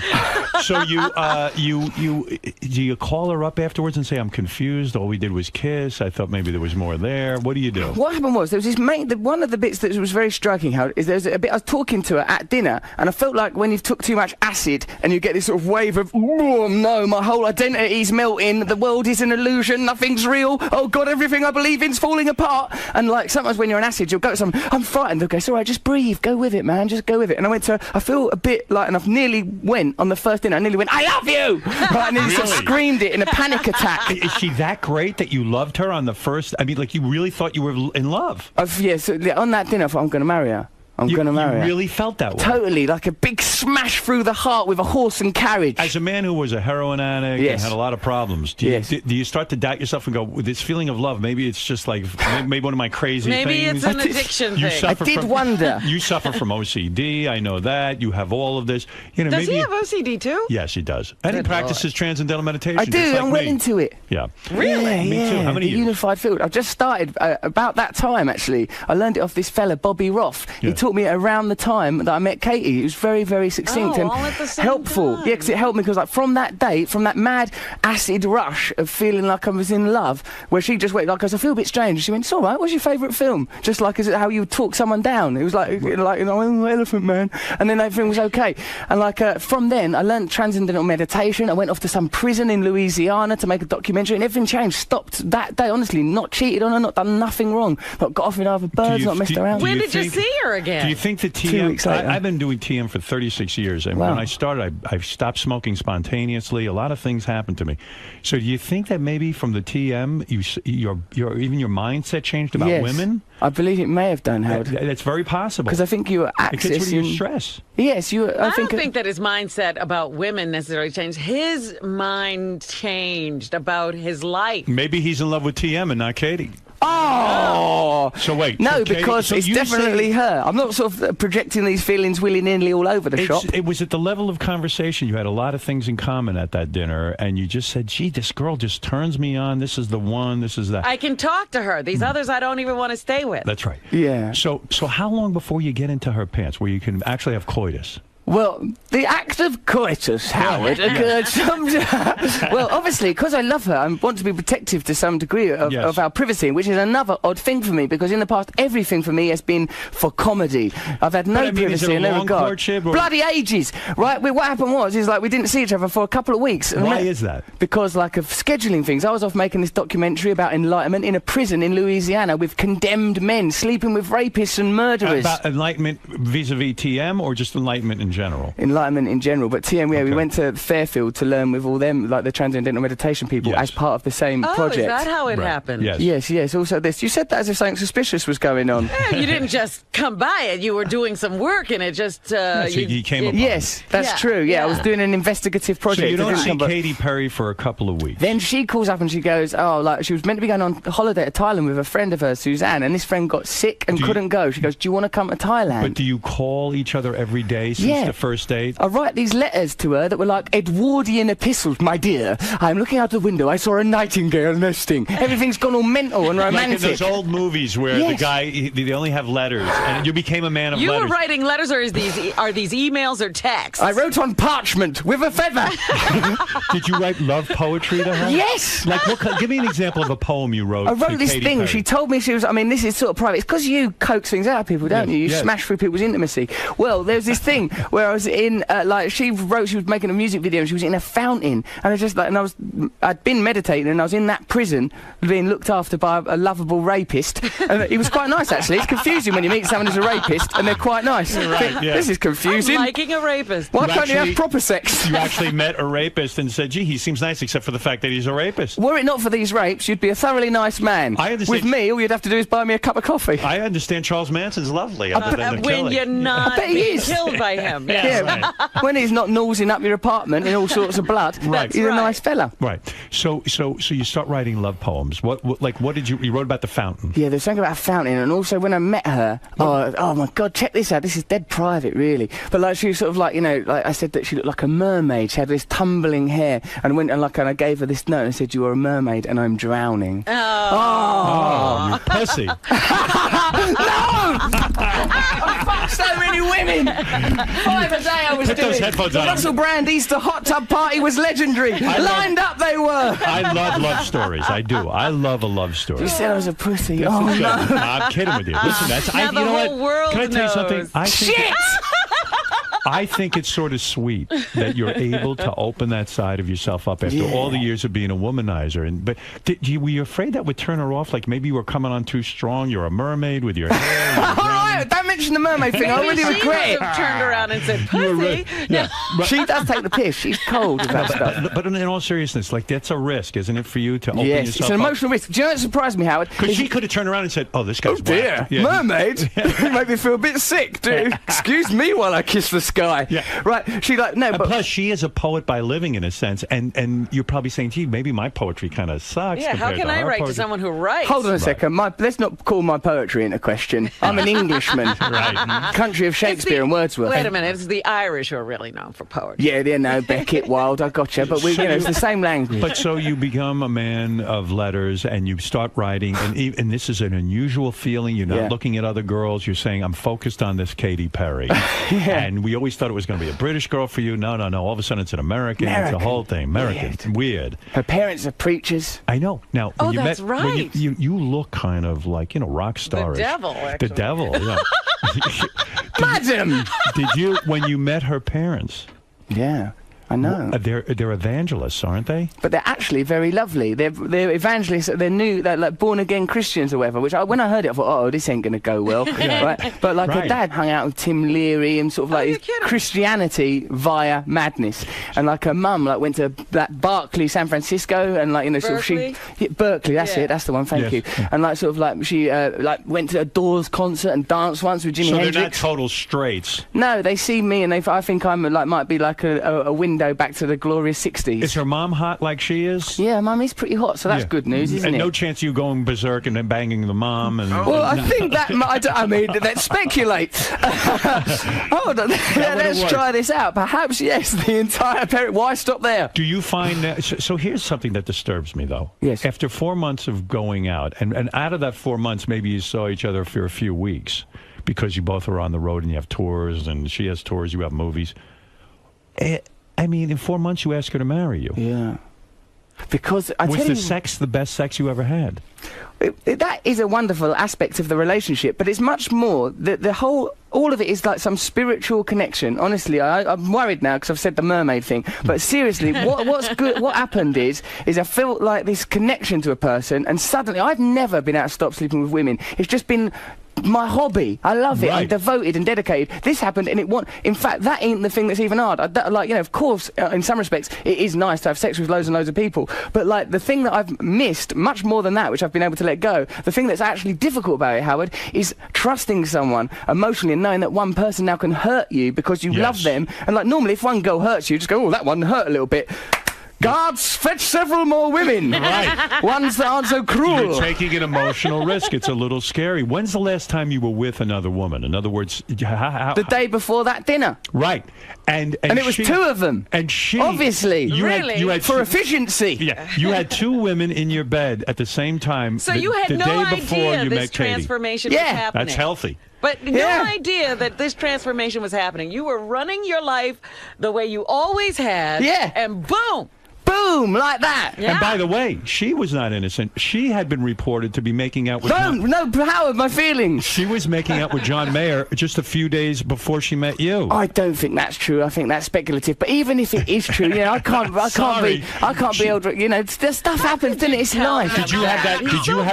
Did you have that uncomfortable conversation with her? Like, how many guys have you slept with? I try not. Yeah, we've done those kind of conversations. But to tell you the truth, mate, mine's bloody like it's a war zone. Do you know what I mean? I'm pulling out like. It looks like a death toll. Was she afraid to sleep with you? Did she say, I want you tested? After all, you've legendarily slept with millions of women. I mean, did she want you, for AIDS or herpes? Did you have to be tested? I've always been very, very clean. If you look at me, I'm a very clean person. Your nails are clean. Lovely fingernails. I've got the belly, as you can see, is in tip-top shape. You could still be riddled with AIDS. So you're alive with the AIDS. You're crawling with it. So Katy must have made you wear a rubber the first night you were with her.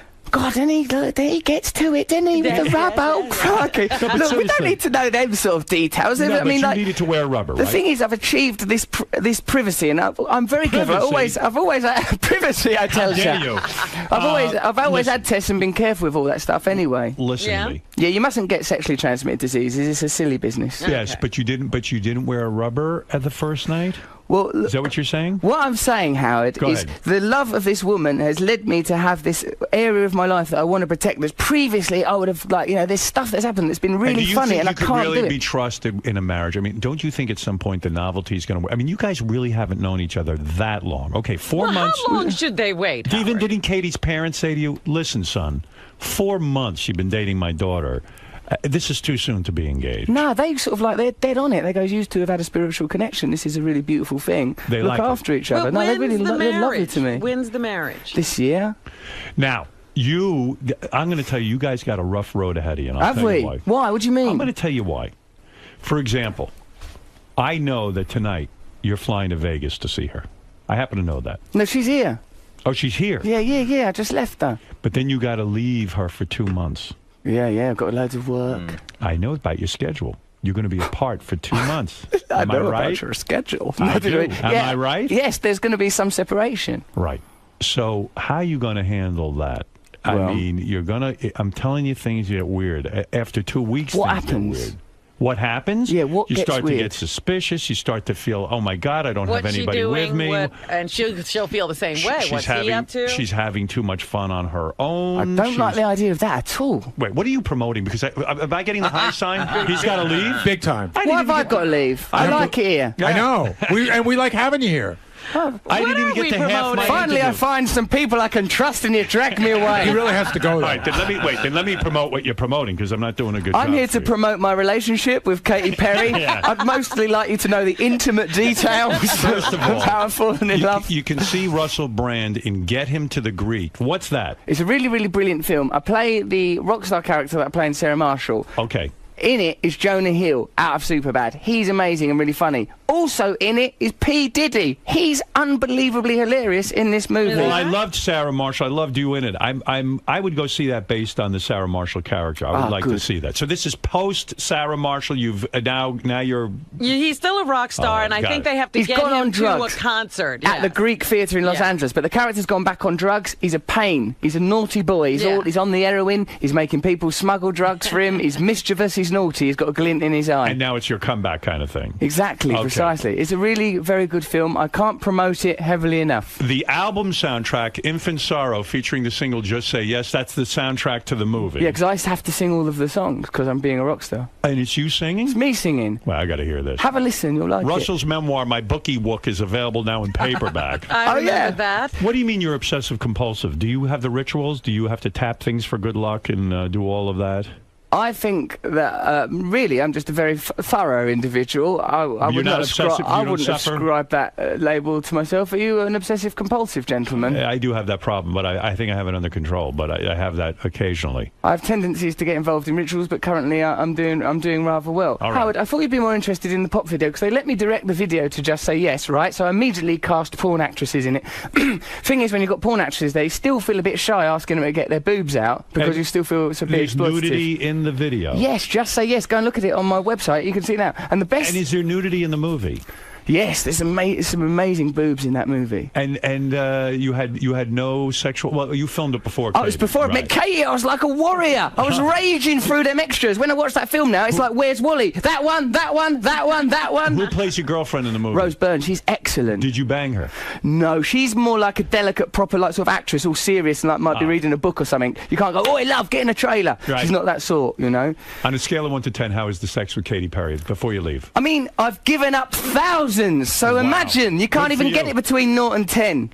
When you guys hang out at home, does she ever come out and like just bring out a guitar and say, I just wrote a song? And she did that when we were on holiday. It's so nice, yeah. Did she ever write a song about you, yes? Yeah. A love song? It's amazing, Get the fuck out of here. I've had a song written about me. Do you ever make love and then she just brings out the guitar, or does she start playing the guitar and you get all horny because she's singing? And Howard has these fantasies I get all about... horny because of the guitar. Yeah. I'll just do it with the guitar. If I start feeling that, I'll get that cat gut on my nuts. Did she ever perform nude, like in front of you, just like cross her legs and she's naked and her whole vagina's out and like she's just singing and playing her Howard, guitar? no, because that would be, if I'm going to have sex, I get to the sex. I don't go, and could you do a warm-up, do a couple of numbers? How many days in a row have you spent together? How many days in a row? Because you're always busy with these movies and stuff. How many days in a row have you actually tolerated being in the same room with one another? Maybe a month, at home, yeah. Okay, all right. We live in domesticity. What is it? They're flipping out. They're flipping out. Hold on, they're saying, listen to me. See Russell Brand and get him to the Greek. Yeah. And the album soundtrack, Infant Sorrow, featuring the single Just Say Yes. If you want to see the video with porn stars, yeah, go to russellbrand.tv. And the thing is, right, Howard, I did a gift to teenage me, right? There's a porn actress called Candice Nicole, beautiful black girl, right? She's in the video wearing clothes, and then you can Google her name, and you can see her doing porn. So imagine that when you're a kid, if you was able to watch something, oh, I fancy her a bit. Google her name, you can see her covered in human sperm. Candice Nicole, she's a brilliant actor. Russell.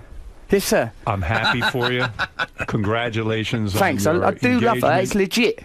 Now, where's the wedding going to be, and am I invited? Do you think you'd come? Probably not. Well, then we'll see. All right. Then you're invited. But where's it going to be? I want to go to a destination wedding. Yeah, we're not sure because we wanted to have it somewhere and then it started getting in the papers and that. Maybe it'd be cool for me to be there, though. If you're going to have Jay-Z and Rihanna, like, that'll look good for me to be It would make you look good. I'll promise you that. Maybe throw me a bone and let me go to that. Is Katie going to sing at the wedding? Oh, I don't know if there's things like that happening. It'll most likely be just a normal wedding. No, we got to get up and Rihanna's got to sing. Come on. Rihanna's going to sing something. There will be a lot of speeches. Her family do speeches all the time. The engagement party speeches. I had to give a speech. Robin, I should go to this wedding, right? Absolutely. Yeah. If you want to come, you can come. I want to get in on this. But make it I don't have to bring my mum. She's been a bloody nuisance when I think about it. Screw her. Did your parents meet Katie? Get out one of the family members. My mum has. I don't see my dad on that. Your parents are probably happy, huh? She's so pure and everything. She's all pure and lovely and sweet and buoyant. Never thought this of All right, you. listen, you're going to get in trouble. Yeah. I'm going to get in trouble with your people there. You got a lot of people out there. Russell. Bye. Russell, you really opened up in there, man. Thank you very much. You're joking. I really tried to avoid giving any overly pertinent information, but I was emotionally honest. I've got a book coming out. It's all in the book anyway. That's what I sort of thought. Plus, you can't avoid it with him, can you? What do you do? He's so bloody manipulative. See you.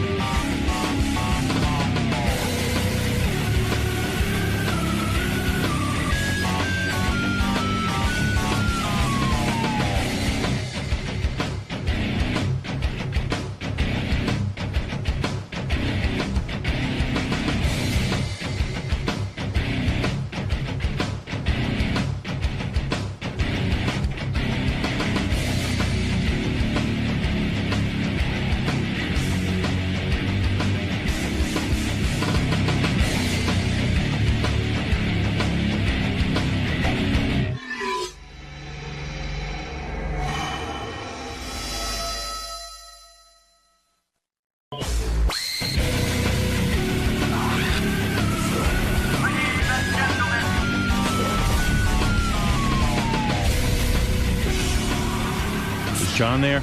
Yeah. Wait, shit. I know I'm going to end up hanging up on John. You got me. I do? Yeah. All right, good. All right, wait, I'm going to make sure. I'm up at 4:30 because I was so infuriated by your shows this week. Yeah, John called me last night at home. I had a thing going on. I had to talk to my daughter on the phone. Uh-huh. No, I was hurt. Yeah, so John called me last night. He's all fucking upset about my LA trip, the LA party. I love this guy. I knew yesterday would upset him. I hang with this guy. I've been on vacation with this guy. Yeah. I've gone through his whole marriage. I almost had a foursome with him and his wife. I mean, there's history here. Yeah, I almost had to have sex with his wife for him. Yeah. I mean, it's not like I haven't put myself out. You took care of his wife for a whole day once. I sure did. What a horrible day. John went to work, and I had to sit there and have cocktails. What? Nothing. Shit. That's not true. Not true. Vicodin. Anyway. Who would do that? No, I've just been getting calls, from everyone's saying, like, oh, I thought he was your friend. Like, what? Like, I don't know how I took, like, how I was the shithead at the party. Like, you weren't a shithead. Well, no, yesterday you really came down hard on him when Jimmy was here. You two both also said that he was a bummer at the party. And so did you, Robin. No, here's what happened. I wasn't there. Robin was the one who said it. That's why you should have commented. Here's what happened at this party, this big deal Hollywood party. First of all, I'm gonna correct every point you have. Good. Go ahead. Let's go through it, and you'll see I'm not saying anything that wrong. Yes, you are. Number one, I spent 99% of my time with John at the party. I couldn't get rid of you. No, you love my ass. No, you were nervous around everyone else. Every time I turned around, you're standing right next to me because you felt comfortable with me. All right, fair enough. But between you and me, you're in love with me. Howard, I love you, but I got a lot of, like, you and I have nothing in common. Oh, my God. Really? He follows me around like a puppy. Oh, please. You just said it. You followed me around at that party the whole night. By the way, the girl he is with, I don't know, is she now your girlfriend, Nikki? Well, she's not here today. But is she your girlfriend or no? No. She's not? She's a great girl, but she's not here. What does that mean she's not here? That means it's 4:30 in the morning and she's not here. No, but I'm saying, is she your girlfriend now? No. You're kidding. She got mad at me after that night. She did? Why? Oh, yeah, you were acting like you were really bad to her. No, I wasn't. He walked in with the most gorgeous girl I've ever seen. No, that's not why. That's not why. No, you were saying shit in front of her. We're fine. He starts talking about girls he's banged and stuff in front of her. No. By the way, that's why she's mad. Let's start with this. What did Courtney Cox say to you? She told me she didn't have sex with you. What did she say? How do you know about this conversation? I was there. You never left his side, Howard. You just didn't notice him. No. I was talking to Courtney Cox. You weren't there. What did she say? About what? About her and I. She said you guys, that you taught her how to play drums. Yes. And I said to her, did you ever fuck John? And she said, no. We made out once. Okay. That's true. So what are you saying?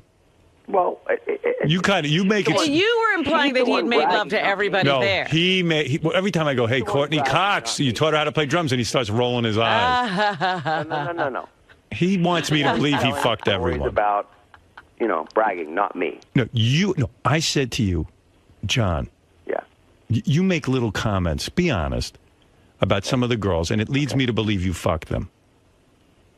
Like, I got the feeling you fucked half the girls at that party. I had the feeling you fucked Demi Moore. I had the feeling you fucked Courtney Cox. Mm-hmm. You know what I'm saying? But I didn't say these things. No, but you give me a look and you start mumbling under the side of your mouth. He gives me a look after every chick walks away. No. And that's why your girlfriend's mad at you. No. Why was she mad? Howard, are we buddy? Like, do we talk like that with each other? Yes, we do. We do. But I want to know. By the way, you tell me about the same thing about other girls. It's true. That's true.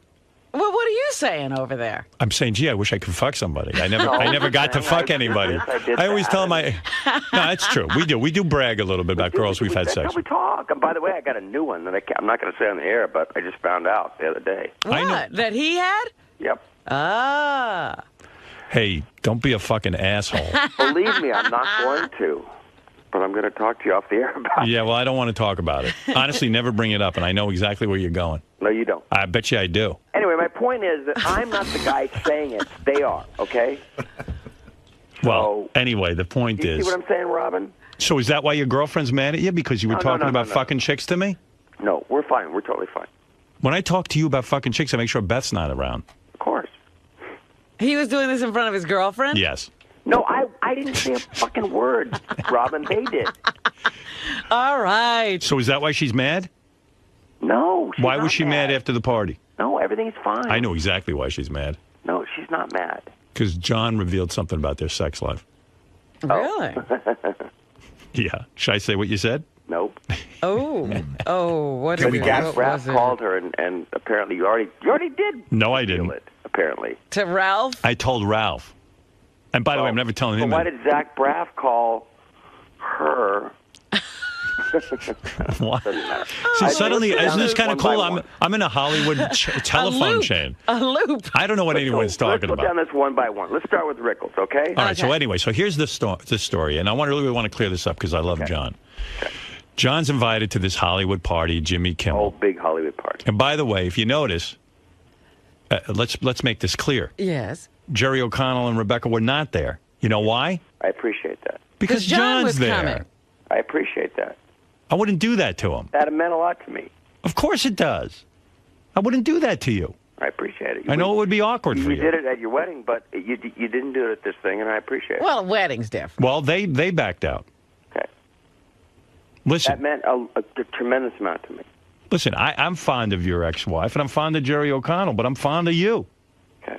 And you and I have been friends a long time. 20-something. Yeah. And so, you know, even through all the ups and downs. What ups and downs? Well, I've had all ups. He's had downs. I was going, what? All right, so let's go to Rickles, and we'll take these down. All right, so John walks in with this stunning girl at this party. Yes. And I'm happy to see him because I love John. He comes right in, first thing out of his mouth. And he's got his big shopping bag of T-shirts. Right. Yeah. We'll get to that next. Right. So I'm gonna Twitter. I'm not going to put your email, but I'm going to Twitter what you wrote to me about those T-shirts. I'm also going to Twitter. No, you better not. That was private. I'm also going to Twitter what I said was. T-shirts were not my thing, but it was nice of you. I said to you, what's your pseudonym at the. No, you didn't. Yes, I did. You never sent me that. What's your name at the hotel so I can send them to the hotel? So you don't have to be bogged down with a bag of T-shirts. I never got a message from you. Yes, you did. I'm telling you I didn't. Okay, Robin, I'm going to forward it to you right now. All right. Okay. Why is that girl not your girlfriend you brought to the party? I mean, she's nice change of subject. No, but I'll get right back to it. She's so fucking beautiful and she's nice. What's the problem? You act like any of the girls you've ever met with him aren't beautiful. Yeah, but I mean, this one is so gorgeous and I don't think you know. John says that the two of them sexually are the best together that he's ever. Really? Ever, yeah. And then what's the problem? Nothing. What is it? Be honest with me. Why can't she be your girlfriend? She's in love with you. Huh? What, is it too new? What's going on? And you know what's so sad? He's so good looking and he's been famous for so long. That's not true. That's not true. He hasn't been good looking and famous. No, there was a day he wasn't good looking. But you know what's so sad? If he was, this is our best interview, by the way. What? This is our best interview. If he looked like me, he'd worship that girl. He wouldn't even be near that girl. Every guy was looking at this girl. Yeah. She was wearing a short skirt with her titties hanging out. Boy. Right, okay. So what was the problem? I wrote on this email. No, wait. What was the problem with this girl? There's no problem. We hang out. We date. Does she know she's not your girlfriend? Yes, we date. You date and you fuck. And don't tell me she's not emotional. Don't you get that a girl's emotionally involved with you when she's fucking you? I need to go to therapy. No, but seriously, do you think that she can just keep fucking you and you keep like saying she's not your girlfriend? I mean, at some point you're going to destroy this girl. Either set her free or love her. He's not going to destroy her, but she'll have to move on like all the girls do. So you also date other girls? No, we... Are you exclusive? Yeah, what's the rotation right now? Where does she stand? Is she your number one or your number two? I'm trying to find this email. No, come on. Is she your number one or number two? She is the greatest, nicest girl that I've met, and I hope, to make it work. All right. Anyway. So you're trying this out, you're saying? He's been trying this out. I dated before I went to New York, and I thought it wasn't fair because I'm leaving for like 9 months. Oh. And so now I'm back, and, Listen how casual he is about women. Isn't it great to be that good looking? Because because he was going to New York, like there aren't planes and he's not a wealthy man. Yeah, right. Like, now I'm telling you, if you saw this girl, she's better looking than any girl on the planet. And he's like, no big deal. I'm going to New York. It's like, I'm going to school. In New York, there's a whole bunch of other good looking girls. This fucking guy fucks more than anybody on the planet. Hey, you're a douchebag. No, I'm not. I send you a letter saying... No, wait. Stick with this topic. Tell me your name so I can send the T-shirts to your You never sent it. You never sent it. Never got to me. Come on, Howard, please. Now you're lying. I just don't... I don't recall seeing it. Well, you don't recall, but I promise you I sent it. Must be a girl trying to break in on the line. Yeah, that's her calling. Desperate. This girl's hardly desperate, and she chases him around, man. It must be great to be you.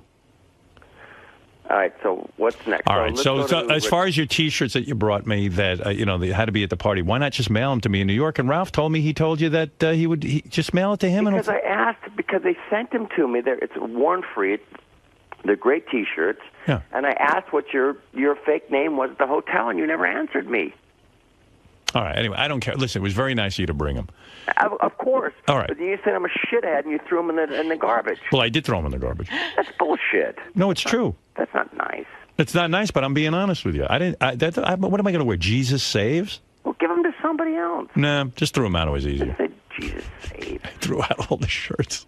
I'm trying to do something nice. And by the way, Robin, yes. You said, why would John bring you a gift? I brought Jimmy a $400 bottle of red wine. Okay, well, he didn't tell us. Okay, well, you didn't. I didn't know that. You didn't know that, so you shouldn't comment on it. Hey, John, so here was my beef. And it's not even a beef. I love you. And I thought it was kind of fun. But John walked in, and the first thing out of his mouth is, oh, my God. And I didn't even mind so much, but Jimmy got really... Jimmy was bummed. Yeah, Jimmy was really bummed. Because Jimmy talked to me about it the next day. It was like the first thing he brought up. Jimmy should be bummed. Here's the thing. Okay. But when we were putting together this party, and mostly, like Jimmy would say, hey, this one, that one, I'm going to invite him, or I know this guy, and I'm going to ask him to come to the party. Yeah. It's going to be a Hollywood party. Yeah. The guy from Survivor, your best friend. Yeah, by the way, I heard John was completely livid that the guy, Jeff Probst, No, was he's coming. my friend. We work out every morning. I love him. Bullshit. But why couldn't he be there? What's the problem? John's snobby.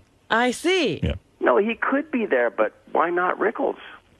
Because John, I had no idea. I don't even know Don Rickles. I've had him on my show. Don called me, okay? John, you walk into a party and you go like this, oh, man, No. Rickles is really upset. No. Rickles is pissed. You didn't invite him to the party. I go, that's like saying, well, gee, George Bush is upset. I mean, Don Rickles, an 80-year-old guy. I hardly know the guy. I don't even know him. Okay. I wouldn't even think to, why didn't you pick up the phone and say to me, Don Rickles wants to come? I'd say, oh, I'm very complimented. Have him come. Here's why. Why didn't you bring it up before the party? Here's why I said it. Because he was upset. His son heard you talking about the party. Yeah. Okay? So he was upset that he wasn't invited because he feels close to Jimmy, okay? Right. He's going on Jimmy's show in 2 weeks. Yeah. Only reason why I brought it up is because I wanted Jimmy to be ready for it, because he told me personally, I'm going to hammer Jimmy for not inviting me to the party. Yeah, but you made Jimmy feel bad all night. That?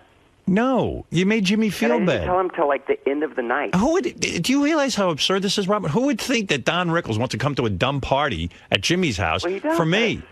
Sorry. Well, but how would I know that? When did you find this out, John? Because you could have given Jimmy a heads up before. Now, why would you do that? The day before, and I said, let me call Jimmy, and he goes, forget it. It's too late. I'm not coming to the party. Hey, John, is Mel Brooks upset too? No, but who else is upset? Who else is upset that they weren't at the party? How would I know? He has a relationship with Rickles. He has a relationship with you. He does not. Don. Who would Don Rickles, 80 years old? He's not going to want to sit at a party with a bunch of people am I wrong? sitting around drinking moonshine. Look, there are sometimes faux pas where people get left out, but I don't see this. I would have never brought it up. Carl Reiner is livid. Is Rickles is on Jimmy's show in a week. Yeah, but everyone on the guest list of Jimmy's show there's a lot of people going to be on Jimmy's show. No, not in a week. It wasn't that kind of... What? But I hear Professor Irwin Corey is going to be on Jimmy's show. Should we have invited him? I mean, what do you want from me? No, but Jimmy and Don are good buddies. Don They're not good buddies. But wait a minute. Does Jimmy have to invite Don to everything? Do you have to take a Howard side on No, I'm just saying. Do you realize how weird this is? Is this the only thing that Rickles has never attended at Jimmy's house? Are you jealous that I'm friends with Jimmy? No. That's what I think it is. Yeah. I know. I heard you say that. He's upset about the closeness. Because, Jimmy and I have gotten into a thing where, actually, you speak about Don Rickles. Remember Don Rickles would go on talk shows and talk about all his vacations he took with Bob Newhart? Yeah. And Bob Newhart this, and they actually became friends. I got a feeling like Jimmy and I are turning into Bob Newhart and Don Rickles. Right. That's good. I got Saget for that. And I think John's feeling a little left out. Oh, please. What was the last vacation you went on with him? He was just at my house for a week. But you invited me, too. Oh, were you there? No, but you invited me. Of course I invited you. Oh, you probably couldn't come, and Jimmy was there and bonded with Howard for a whole week. Yeah, we forgot about you. You missed out. I know how that feels. That's weird when someone doesn't get invited. The only reason why I don't even believe this guy's even bringing it up again. Because it's the most bizarre. Let me explain something about Don Rickles. Don Rickles is 80 fucking years old. He's Jimmy felt bad that he did something wrong. Hey, listen, Don Rickles, an 80-year-old man. You know, just because Jimmy feels bad doesn't mean that he did anything wrong. He didn't do anything wrong. Okay. By the way, Don Rickles, an 80-year-old guy who's my hero. And Jimmy and I worked it out. We're going to cook Don dinner, and that was that. We talked about it that night. Yeah, and if you had just picked up the phone and told somebody, the guy would have been invited. It wasn't that kind of thing. He didn't want to come. Of course he doesn't want to come. He's 80 fucking years old. No, he didn't want to be second invited. He didn't want to hear about it. Excuse me, he's 84. This is such bullshit. But it's kind of crazy that he's running around having these feelings at 84. And then let's get to the final thing. Because he loves Jimmy. And by the way, Jimmy has him at his house all the time. And on the show all the time. Boy, I tell you, if Jerry O'Connell had been there, it wouldn't have been this much aggravation. Wow. Yeah, he would have never brought this up. He wouldn't have brought T-shirts. Howard, I mean, come on, give me a fucking break. He wouldn't have fought with Mark McGrath. We still haven't addressed that. And by the way, there was no fighting. Now, here's what it was. And, John, now you got to come clean. Okay. I know you like Mark McGrath. I get it. But when we were sitting there and John was playing drums. Yeah. And John's a very, very accomplished drummer. He really is. He's an incredible musician, according to you guys. What I said to you very humbly was, if I'm the best musician in the room, there's something wrong here. Right, because you directed that at Mark McGrath. He was the only real musician. I had to play piano, bass. Yeah, but I said to you, You Mark. wanted to play Bang a Gong, I played guitar. You wanted to play Hey Jude, I played bass. You wanted to play something else, I played Yeah, but John, you're taking it way too seriously, so we're not musicians. Who cares? You're getting all fucking aggravated. I know, but can't we get through a song? Yeah, but this is ridiculous. You're flipping out. You took the fun out. John, listen how silly you sound. You're yelling at everyone. You were yelling at McGrath. You're yelling at me. This is terrible. We can't get a song. You want to see McGrath's emails? McGrath's coming to my house this weekend. I know, but you admit. You're making stuff up. Is Rickles going to be at your house? Yes. He's got to sit and listen to that bullshit. Of course. Did you tell McGrath to learn a few songs? Yeah, he should. He should. Did you send him some songs? Yeah, John was like, John goes, don't you know any songs to Mark? He goes, you're a fucking singer. And then John says to me, she's some singer. You don't know any songs. Well, you know some words, right? Yeah, exactly. See, I told you he was bumming out. And I said, John, relax.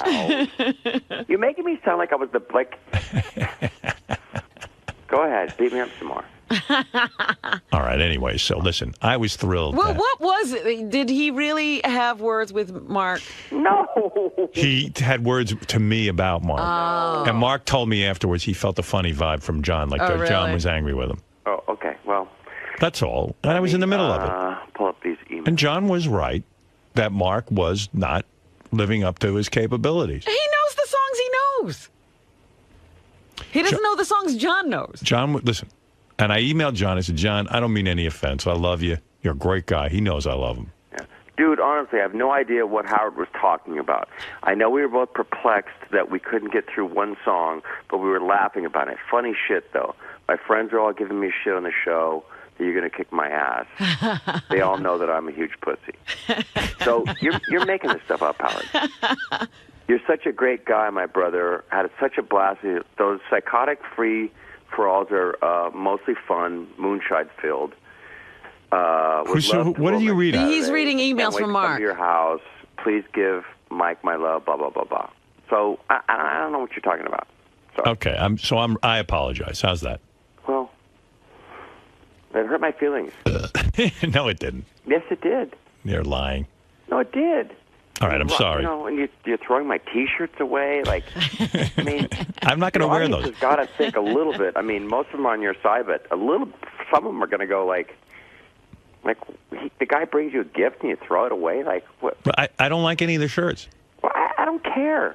I asked. I should wear them because you gave them to me. You should at least keep one. I did keep one, actually. Okay, all right. Believe me, I tried to like them. I'm trying to do something nice, and I bring Jimmy a $400 bottle of red wine, and you're making me like I'm a fucking. I wish I had gotten the wine and Jimmy had gotten the shirts. Could you exchange? Is there any way I could get the wine and you can give Jimmy the shirts? This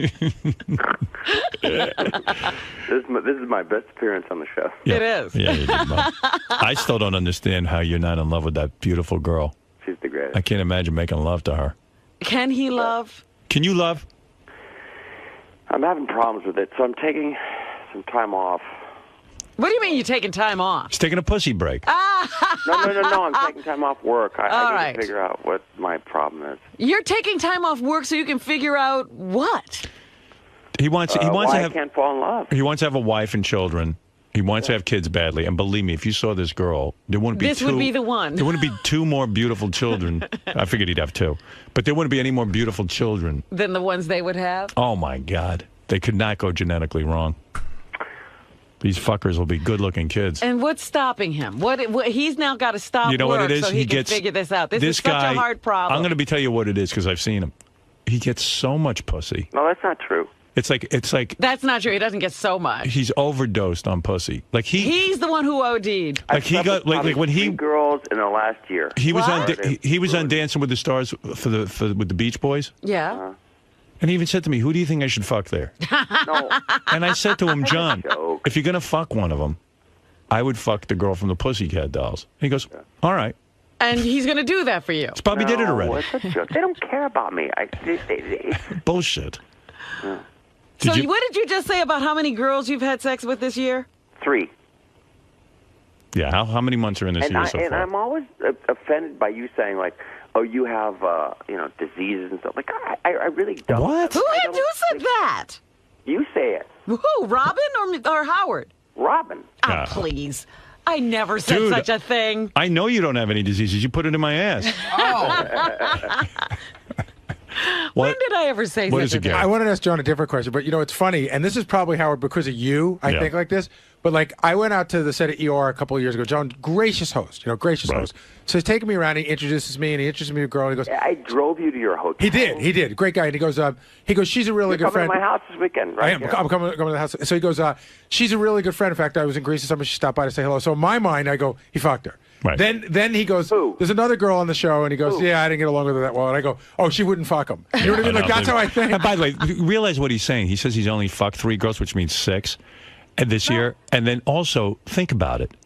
Like, most guys don't get to fuck the caliber women he does. The 3 girls he fucked, and I know 2 of them. Ralph is emailing me right now. Right. He fucked 6 girls that are 60. Yeah, 6'10". Right. 6'10". I would take me 12 girls. Most guys don't get that in a lifetime. And the one he's fucking now, he wouldn't even, the one he brought to the party, no normal guy, an average guy, would ever leave this girl's side, ever. Oh, look, in all humility, I have issues. What humility? I need to settle down, and I need to find a great girl like you have. Yeah, but the reason, you know what, John, though? Remember when I first met Beth, and you said to me, hey, she ain't going to be the final one. I didn't say that. Yes, you did. No, I didn't. No, he did. And I said to him, John, at some point you got to commit to love. In other words, it's not that, Beth's a great girl and all that, and he always says to me, I got to find my Beth. You also got to be open to saying, gee, not everything's going to be perfect. It's a little bit of work. It's a little work. bit. Yeah, you got to kind of say, you know what? You got to slow yourself down and say, I'm not going to go on the treadmill. I'm going to get off. Yeah, and then the beauty is you got this great girl who's on your team and she's on your side, but you got to be open to it. That girl that you're with, any guy could be in love with, including you. Mm-hmm. There's nothing physically wrong with her. She's gorgeous. She's got the cute little fucking body and the ass, and she fucks like a champ. Yeah. Wow. Dude, what's your problem? What is my problem? Yeah, what is it? Well, I need to figure it out, man. See, that's my other question. I love that he has to stop work. Well, how long can you... Yeah, he's got to stop work to figure it out. How long can John stop work for? That's hysterical. He can stop work forever. John, can you stop work forever? Of course. Yeah. He's got full house money. He's John Stamos. I mean, the guy's... Entourage this season, which I love that show. And they love you down there, but you hate the show, so... Who hates Entourage? I don't watch it, but I like those guys. I've had them on the show. Okay. I got no problem with them. What were you guys saying? I don't know. It's just that, John has this whole issue with women. What does he think? He can't trust women? Is that what your issue is? You can't trust? No, honestly, that ain't it. In my heart of hearts, I was really hurt. I wanted to be in love forever. I wanted to have kids. I wanted to be married forever, and it didn't happen. And You now you're going to take it out on everybody? You picked the wrong girl for yourself. But it's also, she's not the wrong girl. It's also you. Right. He gets distant. It comes too easy to him. No, I think it doesn't come that easy. Oh, please. You know what else is his fear? He doesn't like ugly people, and I'm telling you, he's afraid they're going to get ugly on him. That's not true. It is true, because even one time I was partying with John, he was even like, I gee, promise you that's not true. why do we let this person in? They're not that good looking. And I said, you're right. Well, when was that? Yeah, one time. You're making it up. I don't know. The other thing I don't know. It doesn't sound like a problem you have to quit work for. No, I wish I could quit work and figure out why I'm not in love or something. Like, that seems like a fun thing to do. Sit home and figure out why I'm not in love. But Howard, you're so right. It really is a man's world in the sense, like, if John were a chick, right? She'd be desperate right now trying to latch on to anything. But John can go till he's 60. Yeah. And you know when he's going to settle down? When the looks are gone. But they may never go. No, they'll go at some point. Like Michael Douglas. Hey, Fred, Douglas would chase don't ever everybody. say that to John. It's going to go. You're going to kill him. It will happen. Oh. Dude, it's going to happen. I had to talk. We all lose our mojo. I saw John eating a piece of pizza. I said, John, you're going to get fat. You better stop eating. He doesn't want to hear his looks are going to go. It's going to happen. What will happen if Michael Douglas, he was a handsome guy. He lost his looks. Those was his superpowers. His Fred looks ain't going to go. always likes to hammer. And I love Fred. Like, I'm the biggest Fred fan. I listen to I know, you hate to hear me say that. I'm sorry, John, but it's the truth. No, Fred, listen to me. I listen to what you do on the radio, and I think it's genius. Like, I can hear...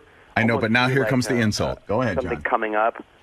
But you've always been like... You've always beat me up. You've always Not true, John. Rebecca wasn't a supermodel. Like, Not true. You're a little off, Not true. Rebecca was a supermodel. True.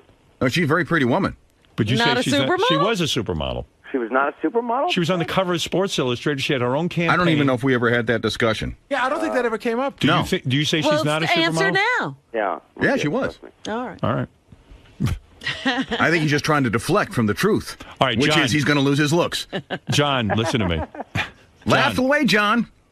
Shh, Fred. You'll be Michael Douglas in about 10 years. Hey, Michael's with Catherine Zeta-Jones. What's so bad That's about why that? he's not cheating anymore, because he lost it. Huh? Michael doesn't cheat anymore because he lost his looks. He knows that that's his island. Fred fan on the planet. Like, why do you have to be... Why are you so mad at me all the time? I'm not mad, John. I'm just telling you the truth. Nobody's going to talk to you like this. He's giving you some tough love, I guess apparently. what, John, I guess what... Fred, who cares? Yeah, I think... I know you're having the time of your life, John. Fuck away. I'm funny. No, you're not that funny. All right, Fred, I thank love you. this fight. You got it. Now, what Fred is saying is that maybe your problem is you have so many options, and that the best thing that would ever happen to you is to get a little bit ugly. That's why he can't find the girl of his dreams. If you would get a little bit ugly, you'd be a little more appreciative. Exactly. Guys, I'm being humble. I have a problem. Yes, you have a problem, and Fred says they're your looks. Exactly. And that is, it's a tough one. Your problem is you're too good looking. Yeah. Fred, I'm almost 50. When am I going to lose it? Oh! Dude, you never know. The clock is ticking, my friend. Are you saying he's going to hit a wall and it's just going to happen overnight? It's going to be ugly. I'll tell you one thing about John. He might be almost 50. He's fucking girls like 20, between the ages of 20 and 23. At a certain point, as cute as he is still, and as handsome as he is, and talented and whatnot, there's going to be a point when a 20-year-old girl's going to go, you know something? You're a codger. Really? Yeah. Are they It's doing going to that happen. Jack Nicholson, who's not good looking? Jack Nicholson's 70. He still fucks like a rabbit. I don't think he's fucking the way he used to. I love you, Fred. I still do. Jeez, I don't even understand this. I don't Two know. men fighting like this? By the way, no, but you know what? He sits here and he cries that he can't find anybody. He's got to That's take what I'm some reacting time off to learn how. Oh yeah. No, he Take some finds time lots off. of people. He can't. Yeah. He's not crying about that. He finds lots of people. He can't fall in love. I mean, I'm. He doesn't want to fall in love. Hey, John, what did you do? Did you fuck Fred's wife? I mean, really, what's going on today? Yeah, we did a play together. Yeah. We did Vinny's play. Jerry O'Connell. I love Fred. I don't care how many bad things he says about me. I love Fred. I don't say bad things, John, and it's not a bad thing I'm saying. It's the truth. Are you going to tell him when he's hit the wall so he'll know? Look, you know what? I'll give you Robert Redford's phone number. He'll tell you how it is. All right. Wow. Hey, John. Good one, Fred. Right. Thank you. Yeah, and Fred is like the funniest guy on the show. Fred's worried in 2026 John Stamos will be dating his daughter. Yeah. Maybe that's Would never what it is. happen. What? You wouldn't let John go out with your daughter? Abso-fucking-lutely If not. John's What are you 7... going to do, shoot me, Fred? No, I'd break your kneecaps. Good luck. The fucking guy's a I master of can't. Taekwondo. Wouldn't that be like the greatest, Howard, when Tess is taking John around to Fred's house? Would never happen. It could happen. We're all calling in because he's calling my fucking house. Why is he bothering you? You're on the air. Do you call in when he calls in? No. Fucking Ralph What's is such his a... problem? He knows better than that. If you want to call in, Ralph, call in. Stop bothering John. Hey, John, look, we're square. I got no problem with you. You're my man. I know. I did. And you always make these social mistakes, so it's okay. Right. What social mistake did I make, Robin? Hey, did you drink moonshine? No. Yes. Oh, you did? Yeah. But I go like... Why would you drink that shit? I mean... I go 6 or 8 months without drinking, so... No, but why am I the only guy? But you got to break your thing with moonshine? Hey, John. No, I drank wine a couple of days before. Hey, John, why would you trust Johnny Knoxville's moonshine? I mean, I don't understand any of you. I'm the only guy there who didn't drink moonshine. It's like everybody's a little crazy. Yeah, like who knows what the fuck that was? Because everyone's excited that you're there. Beth drank a ton of it. I mean, come on. Yeah. So you drink poison. Yeah, we had. By the way, we had a little sip. Everybody drank it there, but you, Howard. I'm sorry. By the way, didn't we have a great time? The best party ever. Yep, and I loved being with you. I sent him stuff. I mean, come on. Now you're making Rickles feel worse. Right. Did we clear everything up? Okay, so we got Rickles cleared up. We got the T-shirt thing cleared up. McGrath cleared up. McGrath cleared up. I mean, we never for 1 second had a fight. It was so silly. Now, John complained to me privately afterwards that McGrath should know a couple of songs. You did. You can come clean about that. Don't make me look like I'm a jerk. You were upset. So what are you doing? Upset that I was the best musician in the room, which is I'm horrible. And Fred, you know how that is. I mean, Fred's a great musician. But what do you care? No, John's good. But John got he's trying to downplay it. He's a good musician. John got really upset that no one really could play. No, because I wanted to play a song straight through. We couldn't get through one song. And you admit you were a little aggravated with McGrath, who's a professional musician. Right. And he could have come through for you. He could have even played some of his own songs. Sure. And you were annoyed. And it was kind of funny that you were that annoyed. Okay. It seemed like a lot of people commented on it. Really? Yeah, Jimmy heard it too. Jimmy was so stoned out of his brain, he didn't know what party he was at. Sorry. Right. So what happened to Ralph, guys? He was calling in? Does anybody want Ralph in on this? He said he's up. No, he left. He left? Let me see. Is that you? Hey, now. Oh, you are? I wasn't calling John. Hey, John, you're crazy. Oh, okay. Ralph thinks John's crazy. Yeah, John's going nuts. I don't know why, and he tortures himself. He likes playing the field, and he just can't resolve that fact that because he also wants to be married. You know, it's like he's having a good time. Just have a good time, and no, he won't have a good time. He's got to sit and complain that he wants to be married. That he has all these one's women. Too young for me. This one, just fucking have a good time, and don't put so much thought into it. Well, what's wrong with Nikki? That accent's a little annoying. I don't think. Oh, you're asking him. I'm asking him. Ralph's tired of the accent. You think her accent's annoying? Ralph. Listen, Ralph goofed on me for getting married. And I'm going to tell you something. You can't listen to Ralph. You thought I was an asshole for getting married. Admit it. Wait, say that? What? You thought I was an asshole for getting married. The first time or the second time? Second time. Well, you didn't know him the first time. Beth was into him. I did not. Don't try and change it. And did you talk about how you said Jimmy's a Howard hog? He is. What do you mean? What does that mean, John? I told you John's jealous I of me. said that. I pegged it yesterday. I said he's jealous of your relationship with Jimmy. What do you mean Jimmy's a Howard hog? You guys can have each other. Quite frankly, it's boring. You know. Do you think it was wrong that Jimmy tied me up for 3 nights? He tied you up every day, Howard. He took all your time up. I thought it was a little much. He kind of did. He was. I thought it was odd that every night, dinner with Jimmy. Well, Jimmy's a Howard hog. That somehow happened because Beth lined it up with him, and Jimmy kept saying, "If you guys want to do something fun, I'll book some dinners." Well, John didn't put that out. John didn't say, "Hey, you're coming to L.A. Let me have a dinner for you." I'm not pushy. Yeah, but I did. You could invite me to dinner. Yes, no, I did. God. Read your email. I said, "You want to come? You want to hang out by the pool?" I didn't want to hang out with you by the pool. And then I never. That's what I need to do. Be in a bathing suit next to this fucking guy. No one will come enough talk. being in a picture next to him. Yeah. Boy, wait till you see Jimmy's pictures of the night. I'm standing next to him.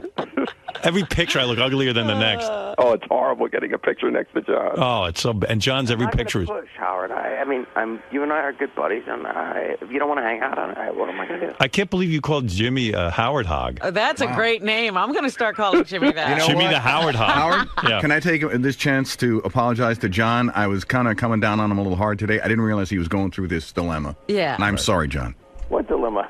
That you're losing Howard. That you're losing Howard. I didn't realize that's what was going on. Believe me, Fred lives in dread of that every day.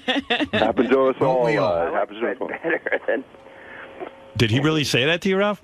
What? Howard Hog. Howard Hog? Maybe not words. Maybe that's not the exact word, but yeah, maybe that exact word. Fucking week, and it makes me crazy. What makes you crazy? Because people are bullshitting. Like, you know. Yeah, wait. When did I call you an asshole for getting married, Howard? I've been the biggest. He's a Beth fan. Yeah, but I know that. But for a he fact. thought that I kind of like stopped the party, and so did John. John was Stopped even it like, too soon. I don't care what party you stopped. You stopped the party as soon as you met Beth. Beth.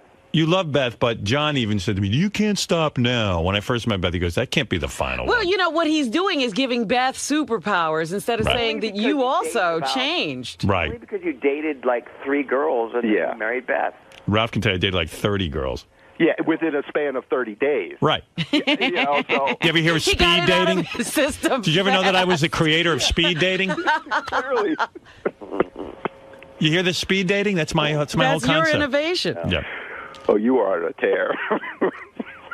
Jimmy emailed me yesterday. He goes, he said something. I said, "Why is he beating up on me?" He goes, "That's because we love. That's because we love him so much."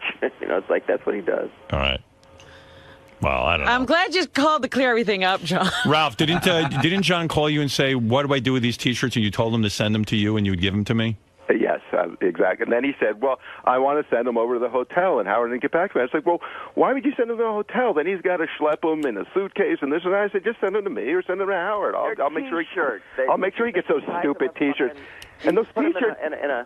You know, those T-shirts are stupid, too. Nobody cares about that Joey Ramone used to wear one of these stupid shirts.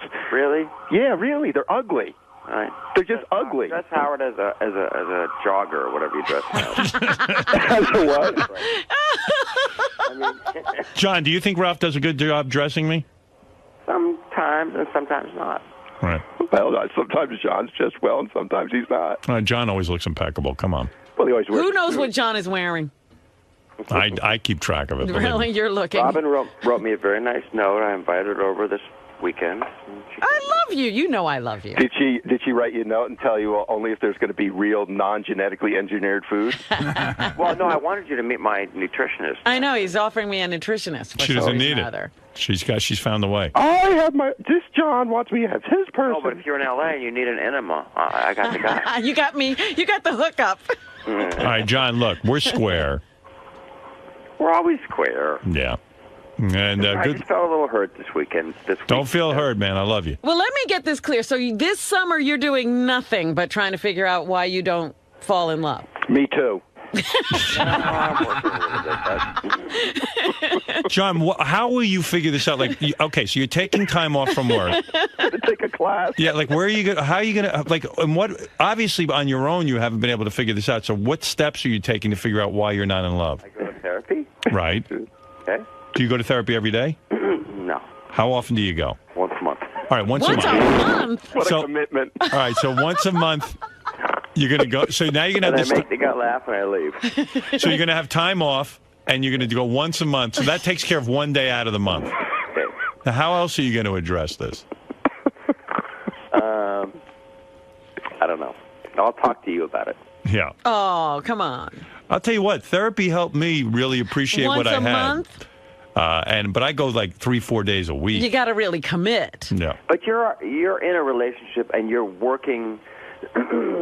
When you go and you try to figure out how to make it work. Well, no, he was going No. before the relationship. What I'm telling you is, True. don't you think And I he's had never been issues? Don't you think I'd walk in there to my therapist's office and say, how can I commit to this woman? I'm entitled to fuck every woman on the planet. Yeah. I can do it. I'm famous. Blah, blah, blah. I have all those issues. Here's my theory on you and therapy. You get everyone else to do your dirty work now. What do you mean? You heard me. I don't get it. To explain. You heard me. What's the dirty work? I mean, on the radio. You don't say anything bad about anybody. And you like... Except you. Well, I said plenty of bad things about you. Huh? You got. I said so many bad things about you. You got upset. So much for that theory. That's true. Right? That's true. I don't understand what he's saying. The therapist does all the dirt, or everybody else does the dirty work? Well, mainly when Artie was around. Oh, Artie would say the bad things, and then Howard could be the nice like, guy. Stop that, Artie. You don't use the N-word. That's terrible. You know. Well, I felt that way. It is terrible. It is terrible. I didn't agree with some of the things he said. Yeah. But what? Oh, boy, you're reading way too much into it. Yeah. I told you, John overthinks everything. He sure does. Well, anyway, this week was a little hurtful because I was so excited for your party, and I was so excited to see you. And I know John has the greatest life, and he doesn't know it. I know. Oh, my God. Who gives a shit? You should see this house he has. It's a beautiful house. It's like... And so then he picks something like, I'm going to be afraid of midgets just to make my life more difficult. And even, hey, John, can I bring this? Didn't you pick on Jimmy's house a little bit? No, my God. No, I said it in a nice way, that it looked exactly like the house that I had, my very first house. It was great. That's not what you said. I said it looked like the house I had when I was 18 years old. Yeah, you said, oh, I had this house when I was 18. It kind of implied that it looked like that he's not sophisticated. Jimmy's underachieving? Well, no, that Jimmy was... You know what? You be friends with Jimmy, and I'll be friends with you. And you'll be friends with who? Other people. No. You're my best friend. No. John, listen to me. Completely done with you. He's dropping you. He's now dropping you. In fact... Our dog. Are we not planning a vacation together or not? No. Oh, you're not into it now? He's not going to go with you. No, we were, but you want to go to your house. I want to go on a boat. He wants to go away. He wants to be on a boat? You're never going to be on a boat, are you? I would do that in the winter, not in the summer. A boat in the winter? Yeah, we'll go to like a warm climate and go on a boat. I'd do that. Well, you'd rather be on the sand. Yeah. Well, yeah. I don't like boats, by the way, John. I know. And if you knew anything about Jimmy, you know he gets seasick. That's right. Jimmy's going to go, right? Of course. Jimmy's motion sick everywhere. Jimmy can't move. I can't wait for Jimmy. I can't wait to hear from Jimmy. If you're going with me, you're going with Jimmy. I'm... Jimmy loves you. John, listen to me. Everyone loves you. You are in full fucking house. For the last 3 years, you have been my biggest... every day I get a call saying, like, oh, my God, Howard loves you. I do. You're the best. I do. This week, I get a call saying, Howard fucking hates you. No. You're an people have it asshole. wrong then. I love you. Party. You were the most fun at the party. If it wasn't for you, there'd have been nothing to talk about. Exactly. That's not what you said, Howard. John was bumming everybody out. Well, no, he did. When he walked in about Don Rickles, he bummed Jimmy out and he bummed me out because I felt sad. But then, listen, John knows the truth. John, who did I hang around with the whole night? Did I hang around with Jimmy or my wife? No. Who did I hang around with? Me. Okay, so. I couldn't get rid of you. And you were the only one that I even got reactions from the party, so I have to talk about it. He's not always going to talk nice, John. You know, sometimes you got to take the good with the bad. I talk nice. He talked nice about Jimmy. Well, because that's Jimmy. Well, he talks nice about Jimmy. Jimmy's my boyfriend. We're all jealous of that. You didn't even talk to Jimmy. I didn't spend 10 seconds with Jimmy. Like, John. Don't even fucking talk. John, who'd I spend the whole night? They don't talk to each other. They're in the same room, but they don't talk. Who'd I spend the whole night with? Me. So what does that tell you? When it comes down to it, who am I with and who am I not? I've never had guys fight over me. I know. Before. Look at this. This is the greatest. Fighting over you? You're fighting over me. We have nothing in common, you and I. That's Why right. are you hanging out all You're night? good looking. I'm ugly. No, we don't watch the same shows. We don't read the same books. Well, you don't read any I don't read any books. Yeah, you read books. He doesn't. Comic books. You know, we don't... Why don't you... So why do you like me? Because I've known you for 25 years. But why I guess do you two are just stuck with each other. All right, why don't you ask me the key question? What? Me, you, and Jimmy are in a boat. Okay. Who do you save? It starts sinking. Who do I save? That's the key question. Me. Of course. Jimmy's gone? Jimmy's dead. Jimmy's green. No, I would actually kill He's John. puking on the side of one the boat. one less good-looking guy on the planet. Yeah, why are you saving John? That's right. That makes me that sends me up a notch. John, I love you. It's been the most fun phone call. I got up at 4:30 to talk to you guys. By the way, do you know what I pray for you? What? That you find love and you find peace in your life. I pray that I find love that Beth gets along with, so we can go. It's going to happen. Oh, but, as Fred says, he'll be so old by then. But that'll be nice. At least it'll be a real love. Well, it is. It is Come on, true. Guys. It's not going to be that. John does check I'll be with married us. in the next. Write this down. Go ahead. I'll be married in the next 3 or 4 years. Promise you. And it won't be Nikki? I don't think so. Wow. Ooh, Nikki's getting angry. She's mad at me right now. Well, I guess so. Why is she mad at you? Ralph, who's your favorite girl? Leah. She's here right now. Leah's there? Yeah. Oh, she's But John goes with Leah. He goes, I don't know. She's so young. I don't know. It's just he has a great time with her. Marry Leah. Maybe. If you want to get married so bad. Leah didn't even get to come to the party. How come you didn't bring Leah to the party if she's the one? How do you get away with this? Has he been with Leah for a while? He was tortured over that, too, Howard, who he's going to bring to the party. Was he? Yeah. He was like, Oh, I've seen that anxiety before with him. What did he say to you? I don't remember exactly, but it was just, I don't remember the exact words, but it was like, he was just trying to figure out who he's going to bring. And he probably has a rotation in his mind, and the party sort of was in the middle of a rotation. No. Like, John has to get a bead on the party and then, figure it I out. brought Nikki because I know Beth and Howard like Nikki, and we spend time together. I like Leah, too. You've met Leah? Oh, yeah, I met them all. Oh, my. It's an endless parade of broads. Not really. I don't think John goes through that many. I mean, oh, please. I show up on vacation, he's with some country singer. That was weird. I mean, are you kidding? How'd she get into the mix? Well, and John didn't even like her. Every once in a while he throws one in. Our sense. What? I've never seen her since. As soon as he senses if we don't like someone. Oh, you guys get approval. Oh, yeah. Who was the singer? Who was the singer? This guy. John didn't like her so much. John had 5 massages in one day. Wow. He was hiding in his room. He brings a girl he doesn't even like. He can't stand. I said he had 5 massages. That's like, where is this guy? I go, did you see the girl? He goes, I don't want to be with her. I called the hiding things from up. her. I think I made things worse. I told you, John's crazy. He's nuts. But he's got so many beautiful women. That's his problem. So you're not going to be touring this summer? You're not going to do anything but find out why you can't love? I'm doing 5 weeks. His problem is, Howard, he should just not be married, yet he wants to be married. Because he comes from a great family and he wants No, you know what it is? He's a guy who wants everything. You got to either... He's a baby. He's a baby. Yeah. Baby. John. A big, good-looking baby.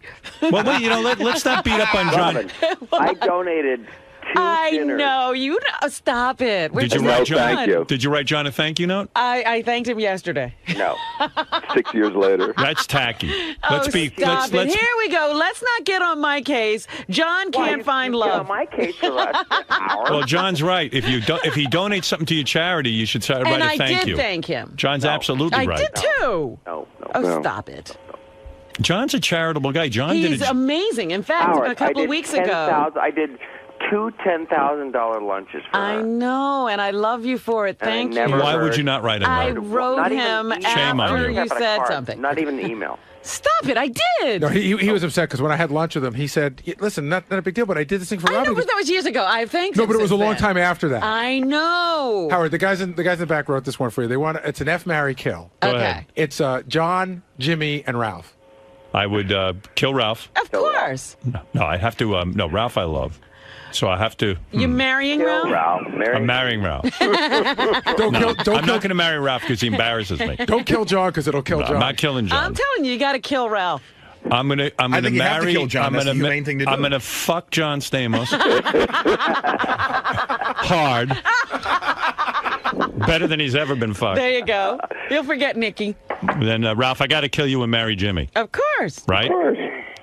Although really I should be married to Ralph because I get along best with him. But he embarrasses you. But is it insulting? So what? Who doesn't embarrass me? But is it insulting to John that he isn't even discussed for the marriage? No, I couldn't be married to John. He can't commit. John can't commit. He's got a roving eye. He can't love me. Bad time to bring up Ralph's deal at your house? Yeah. Listen to John trying to swing it around. Look, I love Ralph, but I'll tell you what. You can't live with him. Can't live with him. I can't even invite him over. I heard from Beth and I heard from Jimmy what Ralph did. Yeah, well, why don't we talk about stuff that you tell me, John, then? Go ahead. No, I'm just kidding. He didn't get specific.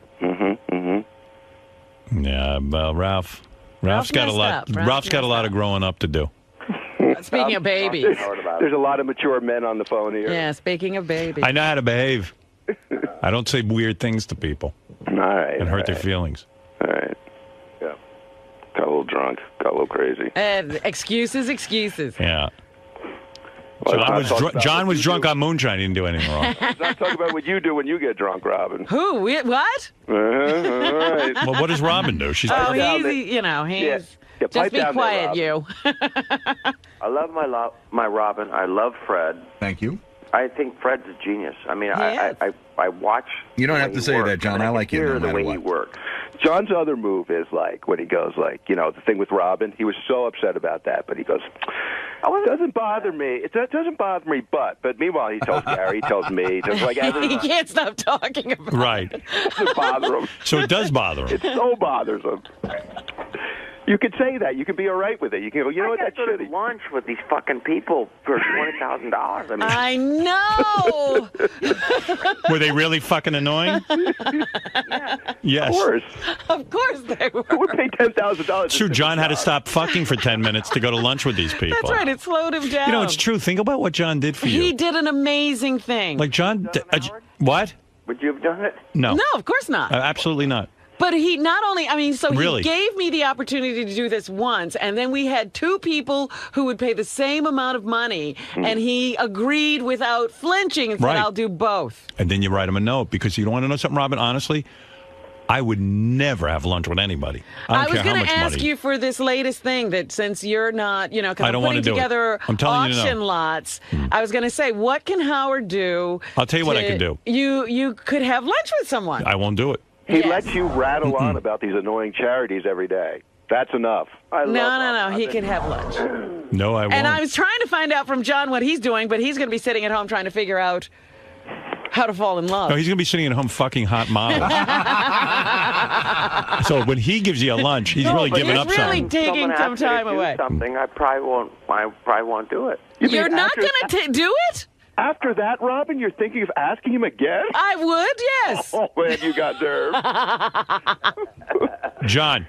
Yeah. If Nikki's the best lay of your life. Yes, the best. And Leah's right there with you. Quiet. Yeah, I'm saying. In other words, you like Leah better, but she's not the best lay of your life. They're equal. No, they're not. It's not what you told me. I did. Are you in love with Leah? Yes. Oh. Are you in love with Nikki? You're going out with Nikki. Yes. What a life. I think he had to start up with Nikki because of the You hear this guy's life? It's unbelievable. I'd be doing a dance every morning if I was him. Wake up with a smile on your face every day. John once said to me, I'm so grateful to my life. I'm so happy. Like, don't think I'm like a bummer sitting around like a douchebag. Like, I couldn't be luckier and happier. when you wake up every morning, you look in the mirror and you go, "Oh my God!" Thank you. I didn't even wash my face yet, and I look great. Yeah. No, I don't do that. You never do that? No. I would. You're do used that. to that face. Huh? I would love. Leah, want to say hi to Howard? Yeah, let me talk to her. Oh God, he's very brave. Let me talk to Leah. He wants to say hi to you. Hello? Leah. Hi. Ralph's on the phone, too. Hey, Leah. Really? Ralph and Howard. Oh, hi. Hey. I'm Robin. Hello. Hi there. Good morning. Leah, can't figure it out. John says he's in love with you. Mm-hmm. And then at the same point, he'll say, but I can't get married. I can't have, I can't be in a relationship. What's his problem? And why do you keep going back for more? I have no idea. Well, I mean, I know he's good looking, but he's putting you through the mill. He is making me work for it, isn't he? Yeah, he sure is. Oh, it's like the carrot on the stick. You really think you can get it, huh? No. Can't you seal the deal? Of course I can, eventually, if I want. If you want. So you're not sure? No, I'm not sure yet. Yeah, she's crazy, too. I think she has a boyfriend. What? You have a boyfriend? No, that's over. Oh, it is? But John is dating other girls, right? Yes. And does that drive you crazy? No. You're kidding. dating other people, too? Yes. Oh. Wow. See? So, like, you're not bummed out when he says, oh, yeah, this one's really good in bed, and then you don't care? No, we don't talk about that. Right. Well, he does. I'm sure he does. Yeah. If he asked you to marry him tomorrow, would you do it? If he proposes, you would not? Really? No. Why? He's too fucked up? What? He's too fucked up? No, he has to ask my father first for permission. Yeah, but I mean, but let's say... But if he did that... Let's say he asked your father for permission, went through the right thing. Would you marry him? Yes, I think so. Yeah. I think we're both crazy. See, So Leah's you're perfect. super good looking, too, so she's got a lot of options. I know. You dating any other famous guys? No. Just rich guys. Rich guys? How many of your boyfriends have yachts? No ugly guys. What? You ever dated an ugly guy? Never. You don't know what Well, you're she missing. didn't think he was ugly. Right. I don't think they're ugly if I date them. I don't know. So what's the deal? What's going to be with you two? I don't know. You think it's going anywhere? I have no idea. That's okay. Day by day. Let it be. Is John the best lay you've ever had? Honestly. The one who rocked your world, gave you orgasms and everything. I've had the most fun with him. You have. But did he have the biggest penis? I can't say that. Be honest. She can't say that. He wasn't the biggest one. So it wasn't the biggest one. So John, you take in John easily. You saying John's small? Oh, my goodness. No, not at all. No, John's pretty big. I've seen it, I think. What? Well, I haven't seen it, but my wife saw it. My wife said he was a pretty good size. That's when he used to be married. That's when he was really fun. Running around without any underpants on. That's what he's fun. Yeah. Wow. So he's not the best lay of your life? No. He's well, we'll see. I'm still young. Did you think it was weird that John didn't invite you to Jimmy's party? No. You weren't upset? No. Mm-mm. Don Rickles was upset. I would think you'd be upset, too. Because I have a good Hebrew name. Ah. Whatever that means. I don't know. Well, anyway. All right, guys. You sound sexy as hell. Did you guys make love last night? No. Why not? I was at a concert. What'd you see? Here he is. Hold on. What'd you see? Oh, I saw Massive Attack. Massive Attack? John doesn't even know what John can't go because he doesn't know their songs. Is John the oldest guy you ever dated? What? Is John the oldest guy you ever dated? Yes. He's like almost 50. I know. Most famous guy you ever dated? Yes. Were you a Full House fan, or were you too young for that? Not at all. She saw it in reruns. Friday night. You saw it in reruns, right? You didn't see the original Full House. I don't think so. You're an ER John fan. That's probably what it is. No, I was. She just got out of high school. I know. That's what I was saying. She only knows him from ER. How long What's you out of Full high House? school, Leah? 10 years now, I think. No. Yeah. What year? Well, she must have been no, advanced. 6 years. 6 years. Yeah. 6 years, yeah. She just got out of high school. I know. John picked her up. John used to drop her off at high school. John met me barely at 18. That's right, I know. Yeah, John bought her first Star Wars lunch pail. All right, guys. All right, baby. Go. What are you wearing right now? What? What are you wearing right now? Honestly? Yeah. Tank top. No panties? No bottoms? No. Nice. Let it all air out. Let it all out. Let it out, Raven. All right, Leah. Thank you. Let the poison out of your system. Hey, Leah. How old's your mom? a couple years older than John. Is that true, or is John older than her? No. She's a couple years older. All right. All right, baby. That would be great. I hope to see you soon. Oh, my God. What? What? What? Oh, you put her on the phone. She said your cock wasn't the biggest one she's ever had. She did? Yep. Mm-hmm. Leah. Said it was small. Leah. And that you're not very good in bed. And you're crazy. You're winding me up. All right, I got to go, guys. Yeah, enough. She said Don Rickles is bigger than you. More shriveled. All right, Johnny, I love you. I love you, too. And John Stamos, not promoting anything, quite frankly. Are you? I'm doing Entourage. I'm on Entourage this season. All right. John, yeah. And he's going to figure out how to fall in love. Right. Go easy on me this week, man. I will. I realized I was being a little too tough. I didn't realize. I mean, everybody called me and they said, like, I thought he was your friend. I'm your friend. I'm your friend. I'm a better friend. Welcome to the club, John. It happens. Once in a while, you take a hit. Bullshit, because I didn't, if I fuck up like you, Ralph, then that makes sense, but I didn't. Right, you didn't. You're not as big a fuck up as Ralph. You're absolutely right. Ralph's the biggest. Man, there's some endorsement. Right. All right, John. Go ahead. Go listen. And when you figure out how to be in love, call me. Tell us the secret. Right. Well, I might need your help. No. But you know what the answer is? Simple. You got to want to be in love. I know. All right.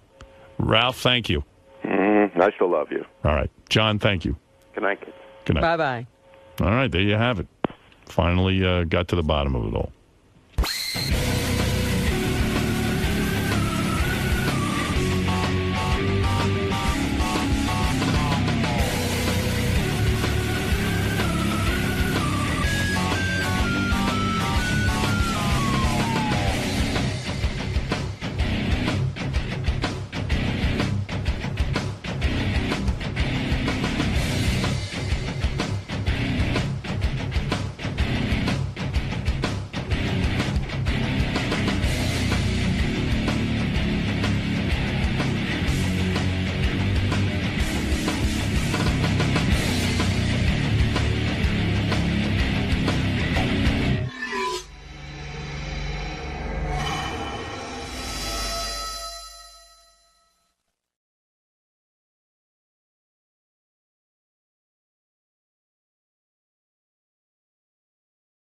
Hey, Howard.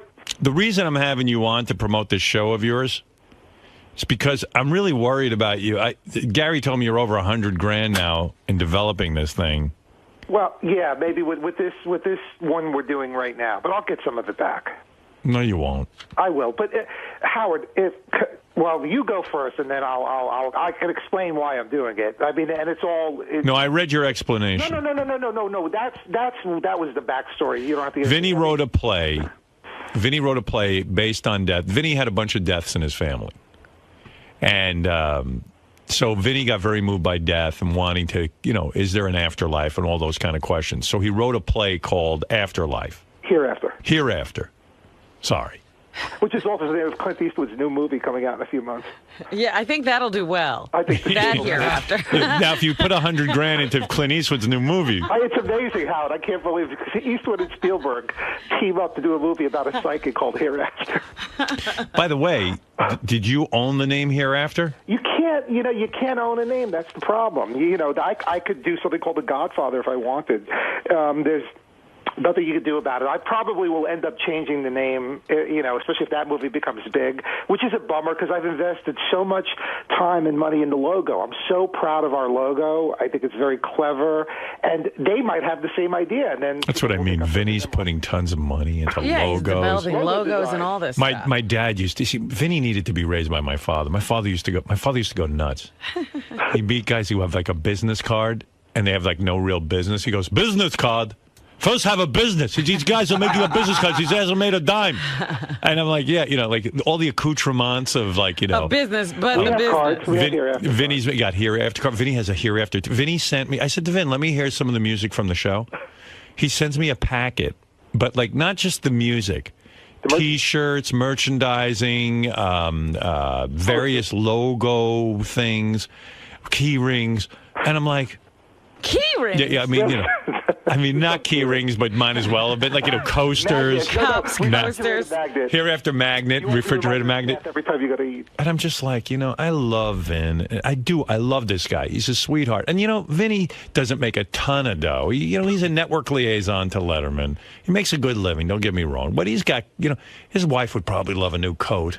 You know what I mean? Her coat is in the play? Yes, yeah. It's the depression area, you're right. And I don't know. You know, it's like... No, she has been amazing. The sacrifice that she and my son have made really has been very noble and has made me rethink it sometimes. Am I going too far? And then meanwhile, even like you talk about that, and then he invests all this money in the name Hereafter, and then he says, oh, yeah, well, anybody can take it. Now Clint Eastwood's going to have a movie. Right. They're filming it. They're almost done. It comes out at Christmas. And by the way, that's not even accurate. I mean, so why don't you call your play Avatar 2? I mean... Full House. I guarantee you they'll sue your ass off. Well, it depends on what the movie's about. You know, you just can't copyright a title. I mean, that's what I've been told. What am I going to sue Clint Eastwood? You can't do my musical that no one's heard of? I mean, you know, at least mine has songs in it. At least say he stole your idea. Yeah. So Vinny, I don't know, at some point started putting his own money into this. And, you know, I get it. People put money into hobbies and photography or whatever you're into, music. But this is already a nonsense. Yeah, I mean, you buy chess books and stuff. Right, sure. And, you know, the chess book costs $5, sometimes $15. I mean, Vinny's taking $100,000, over $100,000. Well, it's the genre I'm working in. If I had just written a dramatic play, no big deal. You sit around a table with a cup of coffee and you read it. It's a freaking musical. It's got 10 people. You have to teach people how to sing the song, and then you have But don't you teach them once somebody buys the play? No, because they're not going to buy the play based on the idea. They have to see it performed, even if it's a very small production. You have to do a showcase. All right, so where are we at with this thing? I mean, what are we doing here? Well, this Saturday, we're having a concert version of the musical. So what we're doing is Christine Johnson from WCBS is going to host it for the evening. She's going to fill in the blanks. We're going to perform. Did you have to pay her? You know, we haven't had that conversation. See, she said yes so quickly. I'm going to pay her whatever she. I don't think she's going to ask for money. I don't know. It's an awkward question, actually. Thanks for bringing that up. Oh man! The problem is, I don't pay like any one person a lot of money, but there's a lot of people involved who are each getting like a couple of hundred every time we do something, and it adds up. Yeah, how many characters in this thing? There's 4 living, 4 dead, and then there's 9.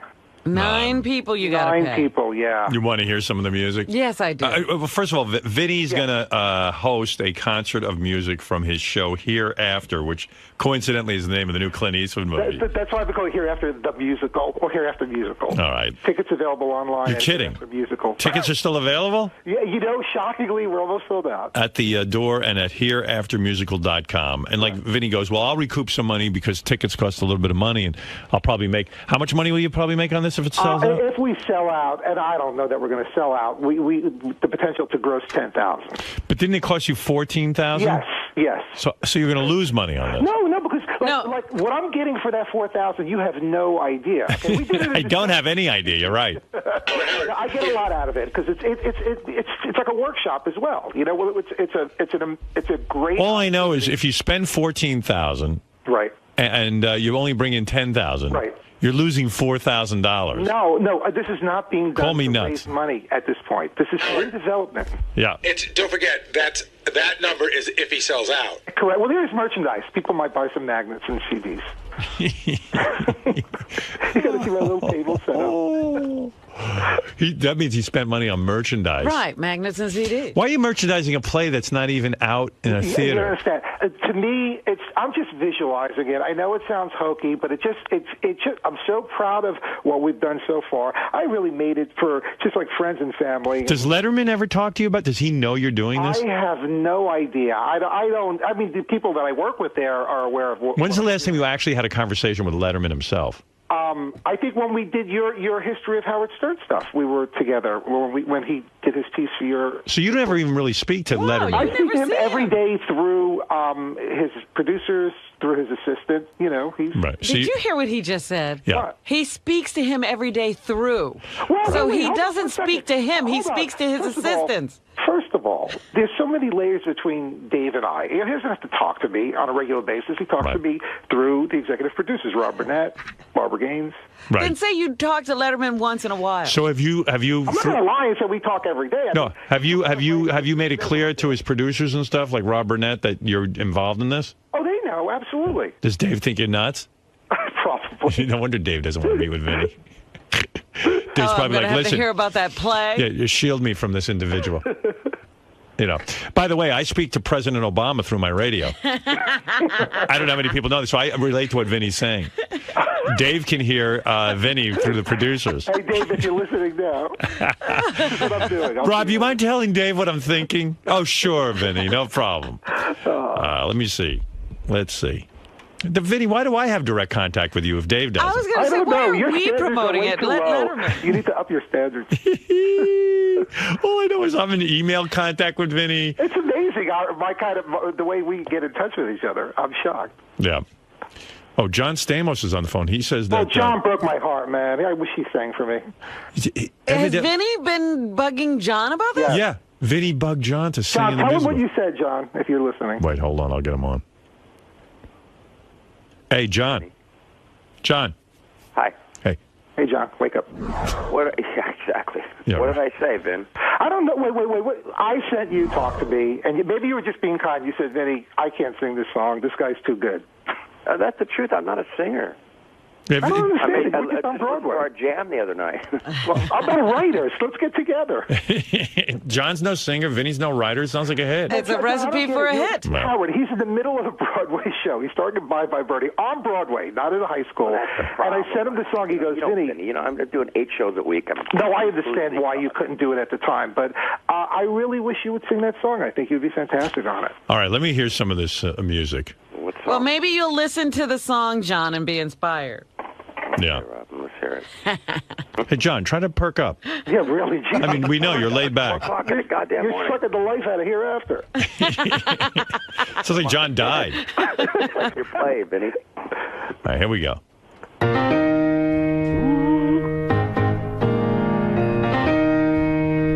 I told you I heard some of this. It didn't This sound sounds bad. like Broadway music. Yeah. Great. Great. I hate Broadway music. I tell you, that's the problem. Someday between heaven and earth, we will all meet there. Someday between that time and your birth, it will all be clear. How much you pay this broad to sing? Not a lot, just a session fee. The rehearsal time was a lot to get them to teach it. Vinny, is that the song you wanted me to sing? No. This is the one with Carol Dennis, Bob Dylan's ex-wife. She's the second singer. She's amazing. It's waiting right above me. Just close your eyes and a blink, I'll take you there. It's real, not fake. Believe me, baby. Someday, that's where we... Sounds like all those other shows. Well, listen to just a little bit more. Do I have to? Carol, please, you're killing me. I'm killing you. No, Tell Letterman to put this stuff You're on. very kind. All will meet someday. That's where we all will meet. Wouldn't you love to be there when Vinny's teaching them the songs? I would Oh, love my God, it. I have it all on video. All right, Vin. Wait, play the next part. Oh, Yes, John. The guy offers me a spot on Letterman if I sing it. that's not John. John, is that true? Come on. You want to see There's no quid pro quo here. All right. Anyway, Vinny has written a play, and he has. It's a musical. Tickets are available at hereaftermusical.com. Vinny. And that's here with H-E-R-E. Yeah, Vinny had that's important to know. No, well, please. And Vinny has pumped about $100,000 of his own money into this thing. And hopefully Clint Eastwood will show up for it. And he'll get confused and show up at the play. Let me ask you something, Vinny. Is that the big song? No, it's the big uplifting song. I'd say there's maybe 4 other. What is the big song? My song. The big song is actually, John's song. Play the John song. Talk to me. That would be great. Talk to me? Talk to me. That's I have Goodbye, Lost, Hereafter, Life and Death, 19. I don't have that one. Okay, you know, if you play Life and Death, it's the opening number, and Letterman's guy, Alan Coulter, does the opening voice. Beautiful job.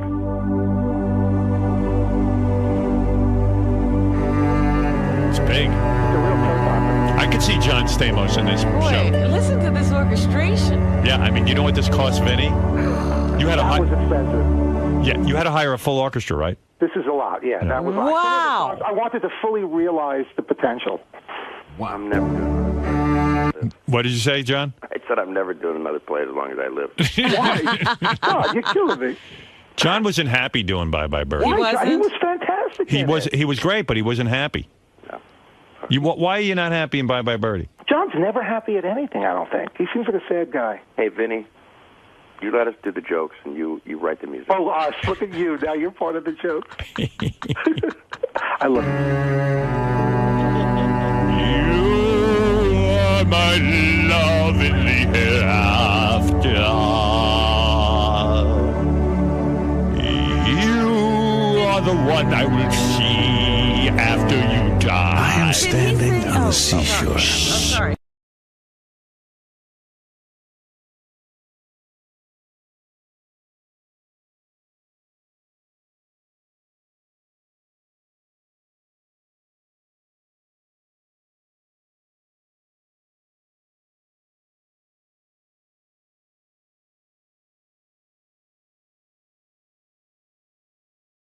Hey, Vin. Temporary man. Hey, I love the music, and Thank you, John. It's I appreciate impossible to get a show on Broadway. You know that. Oh, you know, this is already a success. The fact that we could do it at the Randy School is amazing.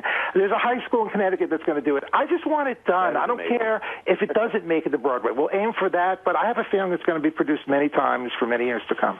I hope so. All right, Vin. Vinny will be hosting a concert of music from here after Is this that Saturday how the night. play opens? Yeah. No, wait. No. There's this song kicks in right after that. Well, all right. Let's hear You this got it. song. Come on. Just at the moment when someone says she's gone, there are others who are watching here.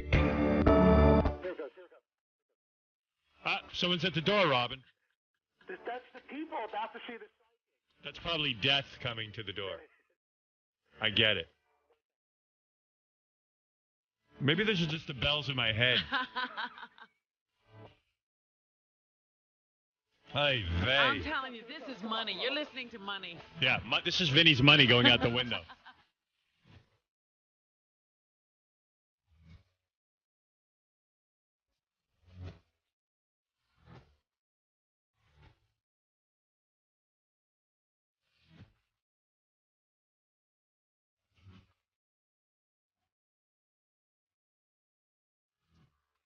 Do you think the actors are like, this fucking idiot over in Jersey is going to pay us a couple of $100 to go in a studio and record? Right.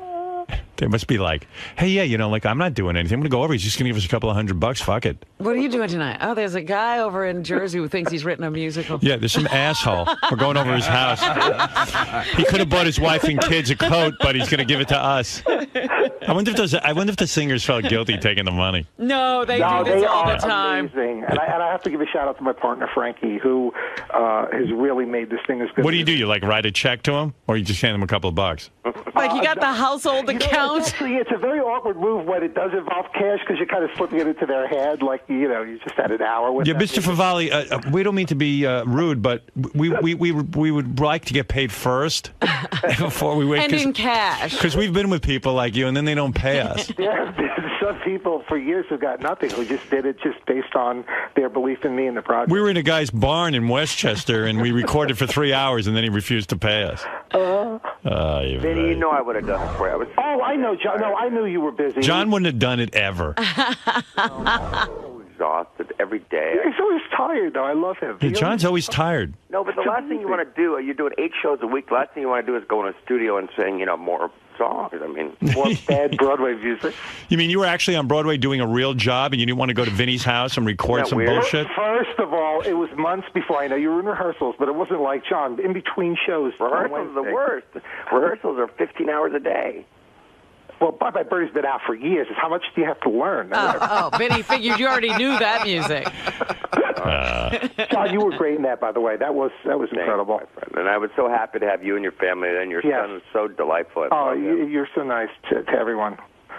All right, you two love birds. That's a love fest. All right, let me see. Wait, I want to keep John on, and I want to unload Vinny. Yeah. Yeah. All right, wait, no, I will gladly hop off. Howard. Wait, let me see if I can keep you both on. Hold on, one second. No, we don't need Vinny. No, I'll get rid of him. 1 second. 1 second. Wait, hold on. Trust me, John, get easy.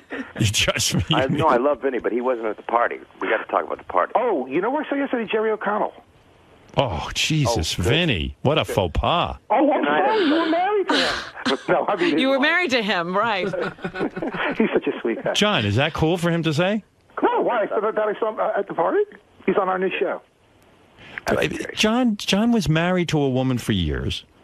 Jerry married her. And then the first thing And you say you hear John and you go, oh, I just saw Jerry.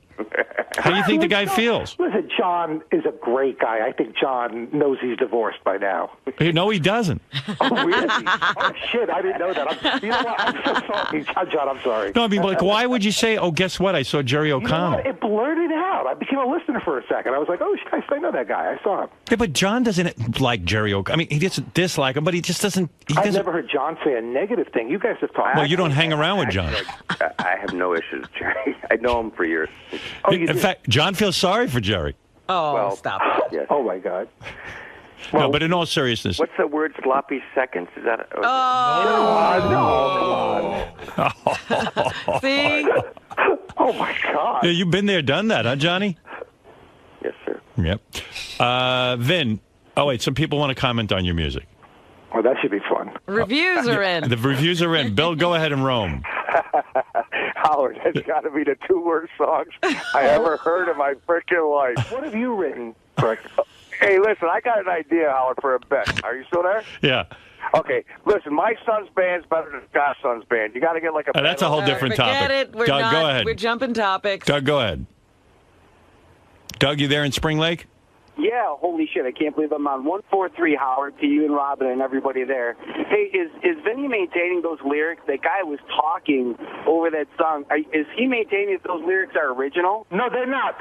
No, I credit on the video. That was it's a beautiful old poem from the 1800s. It sounds like the beginning of that Moody Blues song, Yeah. remember? Breathe deep. Breathe deep. But I did not write that. All right. Lest anyone think otherwise. All right, let's go to Joe for the final review, and then I got to talk to John and get rid of Vinny. Go ahead, Joe. Hey, Howard, I think this is going to be actually a hit. I mean, I like the music, and I'm a total straight guy. I feel like sucking a cock right now. That's a good sign. How did he get away with $100,000?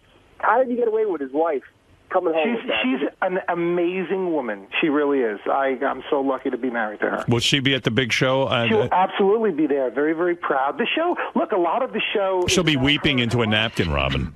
Silently. Can I come to the show? Sure. Okay. All right, and finally, Jim. Jim, go ahead. Get a woman. Hey, Vinny. Yeah? To make you feel good, your music makes me want to die. Oh, that's good. That's a good sign, actually, because it's about the afterlife. So if you want to die, that's good. Did you just write that joke? Howard, put a woman on. It's a woman's show. All right. Well, I got John on. He's as We pretty only as a heard woman. 10 seconds of it. He's as good looking as any woman I know. All right, hold Robin, on. what do you think? I think it sounds like a musical. I like it. I do. Hey.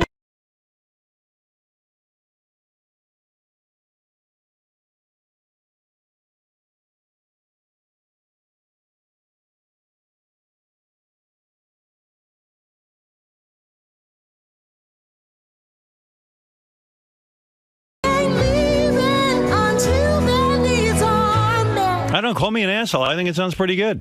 It sounds like it could have been on Broadway. Yeah, It's the opening number, by the way. Yeah, all right, Vin. Maybe you got into something. I hope so. And Hey, guys, I do appreciate the tough love and the support. I do. oh, wait, here's a woman wants to comment real quick. Lori, go ahead. Okay, I hate to start the morning off on a sour note, but that was a really sour note. Those were a lot of sour notes, actually. This is a woman. Sorry. Good songs. Those are good. They were good. They're very musical. Yeah. We're my Facebook friends. Vinny, love me on They Facebook. can't get through. Vinny friends everyone on Facebook. I know. No, they friend me. I have never friended a person. I will accept. He accepts every friend. All right, Vin. Listen, good luck with the show. Guys, thank you very much. If you go to hereaftermusicals.com, you'll get more information. HERE. HERE, correct. All right. John, I really love you, man. Take care. I can't believe you bothered John Stamos to come fucking sing your songs. I mean, And he was so sweet. He actually listened to the music and he said kind things. And that was but John's like a big star. He was on ER. He's been working since he's 12. On my favorite musical, 9, like one of the best. That's my whole point. In that too. You can't bug guys like that. I know. You know what? It was very presumptuous of me to think that he would drop everything and do it. And I swear to God, if I had a little more time, and John doesn't do shit like that. I swear to you, I'm not that good a singer. I swear, I'm not good in the studio. It takes me forever to sing a song. Yeah, John's not that good a musician. He just yells at musicians. My son is very yell at musicians. Very easy. You're the Beach Boys. You're like the 80th Beach Boys. All right, Vin, I got to go. I want to talk to John a little bit. Okay, I appreciate it, guys. And we've spent way too much time on you. All right, play some more music. Thanks. All right, Vinny. Okay, bye. John, what do you think about Vinny Favale spending all this money on a musical? You know, Vinny's a friend, and I wish him nothing but the best, and I hope it succeeds. And I know he's really passionate about this, and look, he's got the money to do it. God bless him. I really hope it works. But he's out of his mind. Seriously. I'm assuming, Vinny's spending all this money, I'm assuming that all the years he's been taking the stupid bus and the work, he's been saved, all that money he's been saved, he's been putting in a little, shitty Broadway account. It's a gamble, man. I mean, what can I say? If it pays off, great. If it doesn't, it's a colossal financial failure. I actually think it takes a lot of guts to do what he's doing. Vinny's a smart guy, and he knows the risk he's taking. So I wish him the best as a friend. I'm pessimistic about his chances, but I hope for the best for him. And I hope for the best, most importantly, for his kids, who will need money one day. I hope he's not blowing everything. Please, Favale Jr. is out there. Need a little nest egg, okay, Vin? Don't blow it all. Thank you.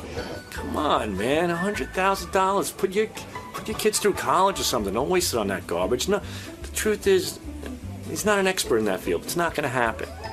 I mean, Vinny, if he had $100,000, he should buy a gym with it, get a nutritionist, do something, get in shape. I admire him for pursuing his dreams, but let's be frank. Do you think Vinny Favale is going to be successful in a musical? He's lucky he could fit his fat ass in a chair to watch the goddamn thing. There's no way. It's an expensive hobby. That's how I would look at it. I don't think I don't think you should have the expectation that it's going to go anywhere. But I can't really fault the guy for investing in something he really believes in. If he's got the money to blow on it, fine. I mean, if he was poor, if he was taking out all kinds of loans and he was mortgaging his house to pay for this, I'd say, get a life, dude. But, I mean, if he can afford it, I really don't have that much of a problem with it. I mean, I think it's really gay. Musicals in general are just awful, but hey, man, I don't know. To each his own. I know Jason likes to stick his cock between his legs and dance around his house naked, so I don't really judge him for that, Even if he sells out, he spent $14,000. If he sells it out, he's only going to get $10,000 back. There's something wrong with that equation, isn't there? There is. Yeah. I mean, I love the guy. I love hanging out with him. He's a great guy and shit. But so you think he's making I think he lost his fucking mind, to be honest with you. He's so wrapped up in this thing that he doesn't care. He's throwing all... Maybe his accountant told him that you got to get rid of some of your money or something. I don't know, man. Maybe he got a ton of money stacked away, And the guy told him, listen, you got to start spending, or Uncle Sam's going to take it. That's the only thing I can figure. Steve, so I hear you've been following Vinny and his musical. Is there any more information that we're missing? We've done a lot of reporting on Vinny's project. We've been to rehearsals. We've interviewed the family of a young man who died in a tragic car wreck in Jersey a couple of years ago, a story that really inspired Vinny to come up with this incredible creation. I think, and I'm no Broadway expert at all, I'm just somebody who hears his project, has heard his music, and I think it's tremendous what he is doing. I think it's amazing.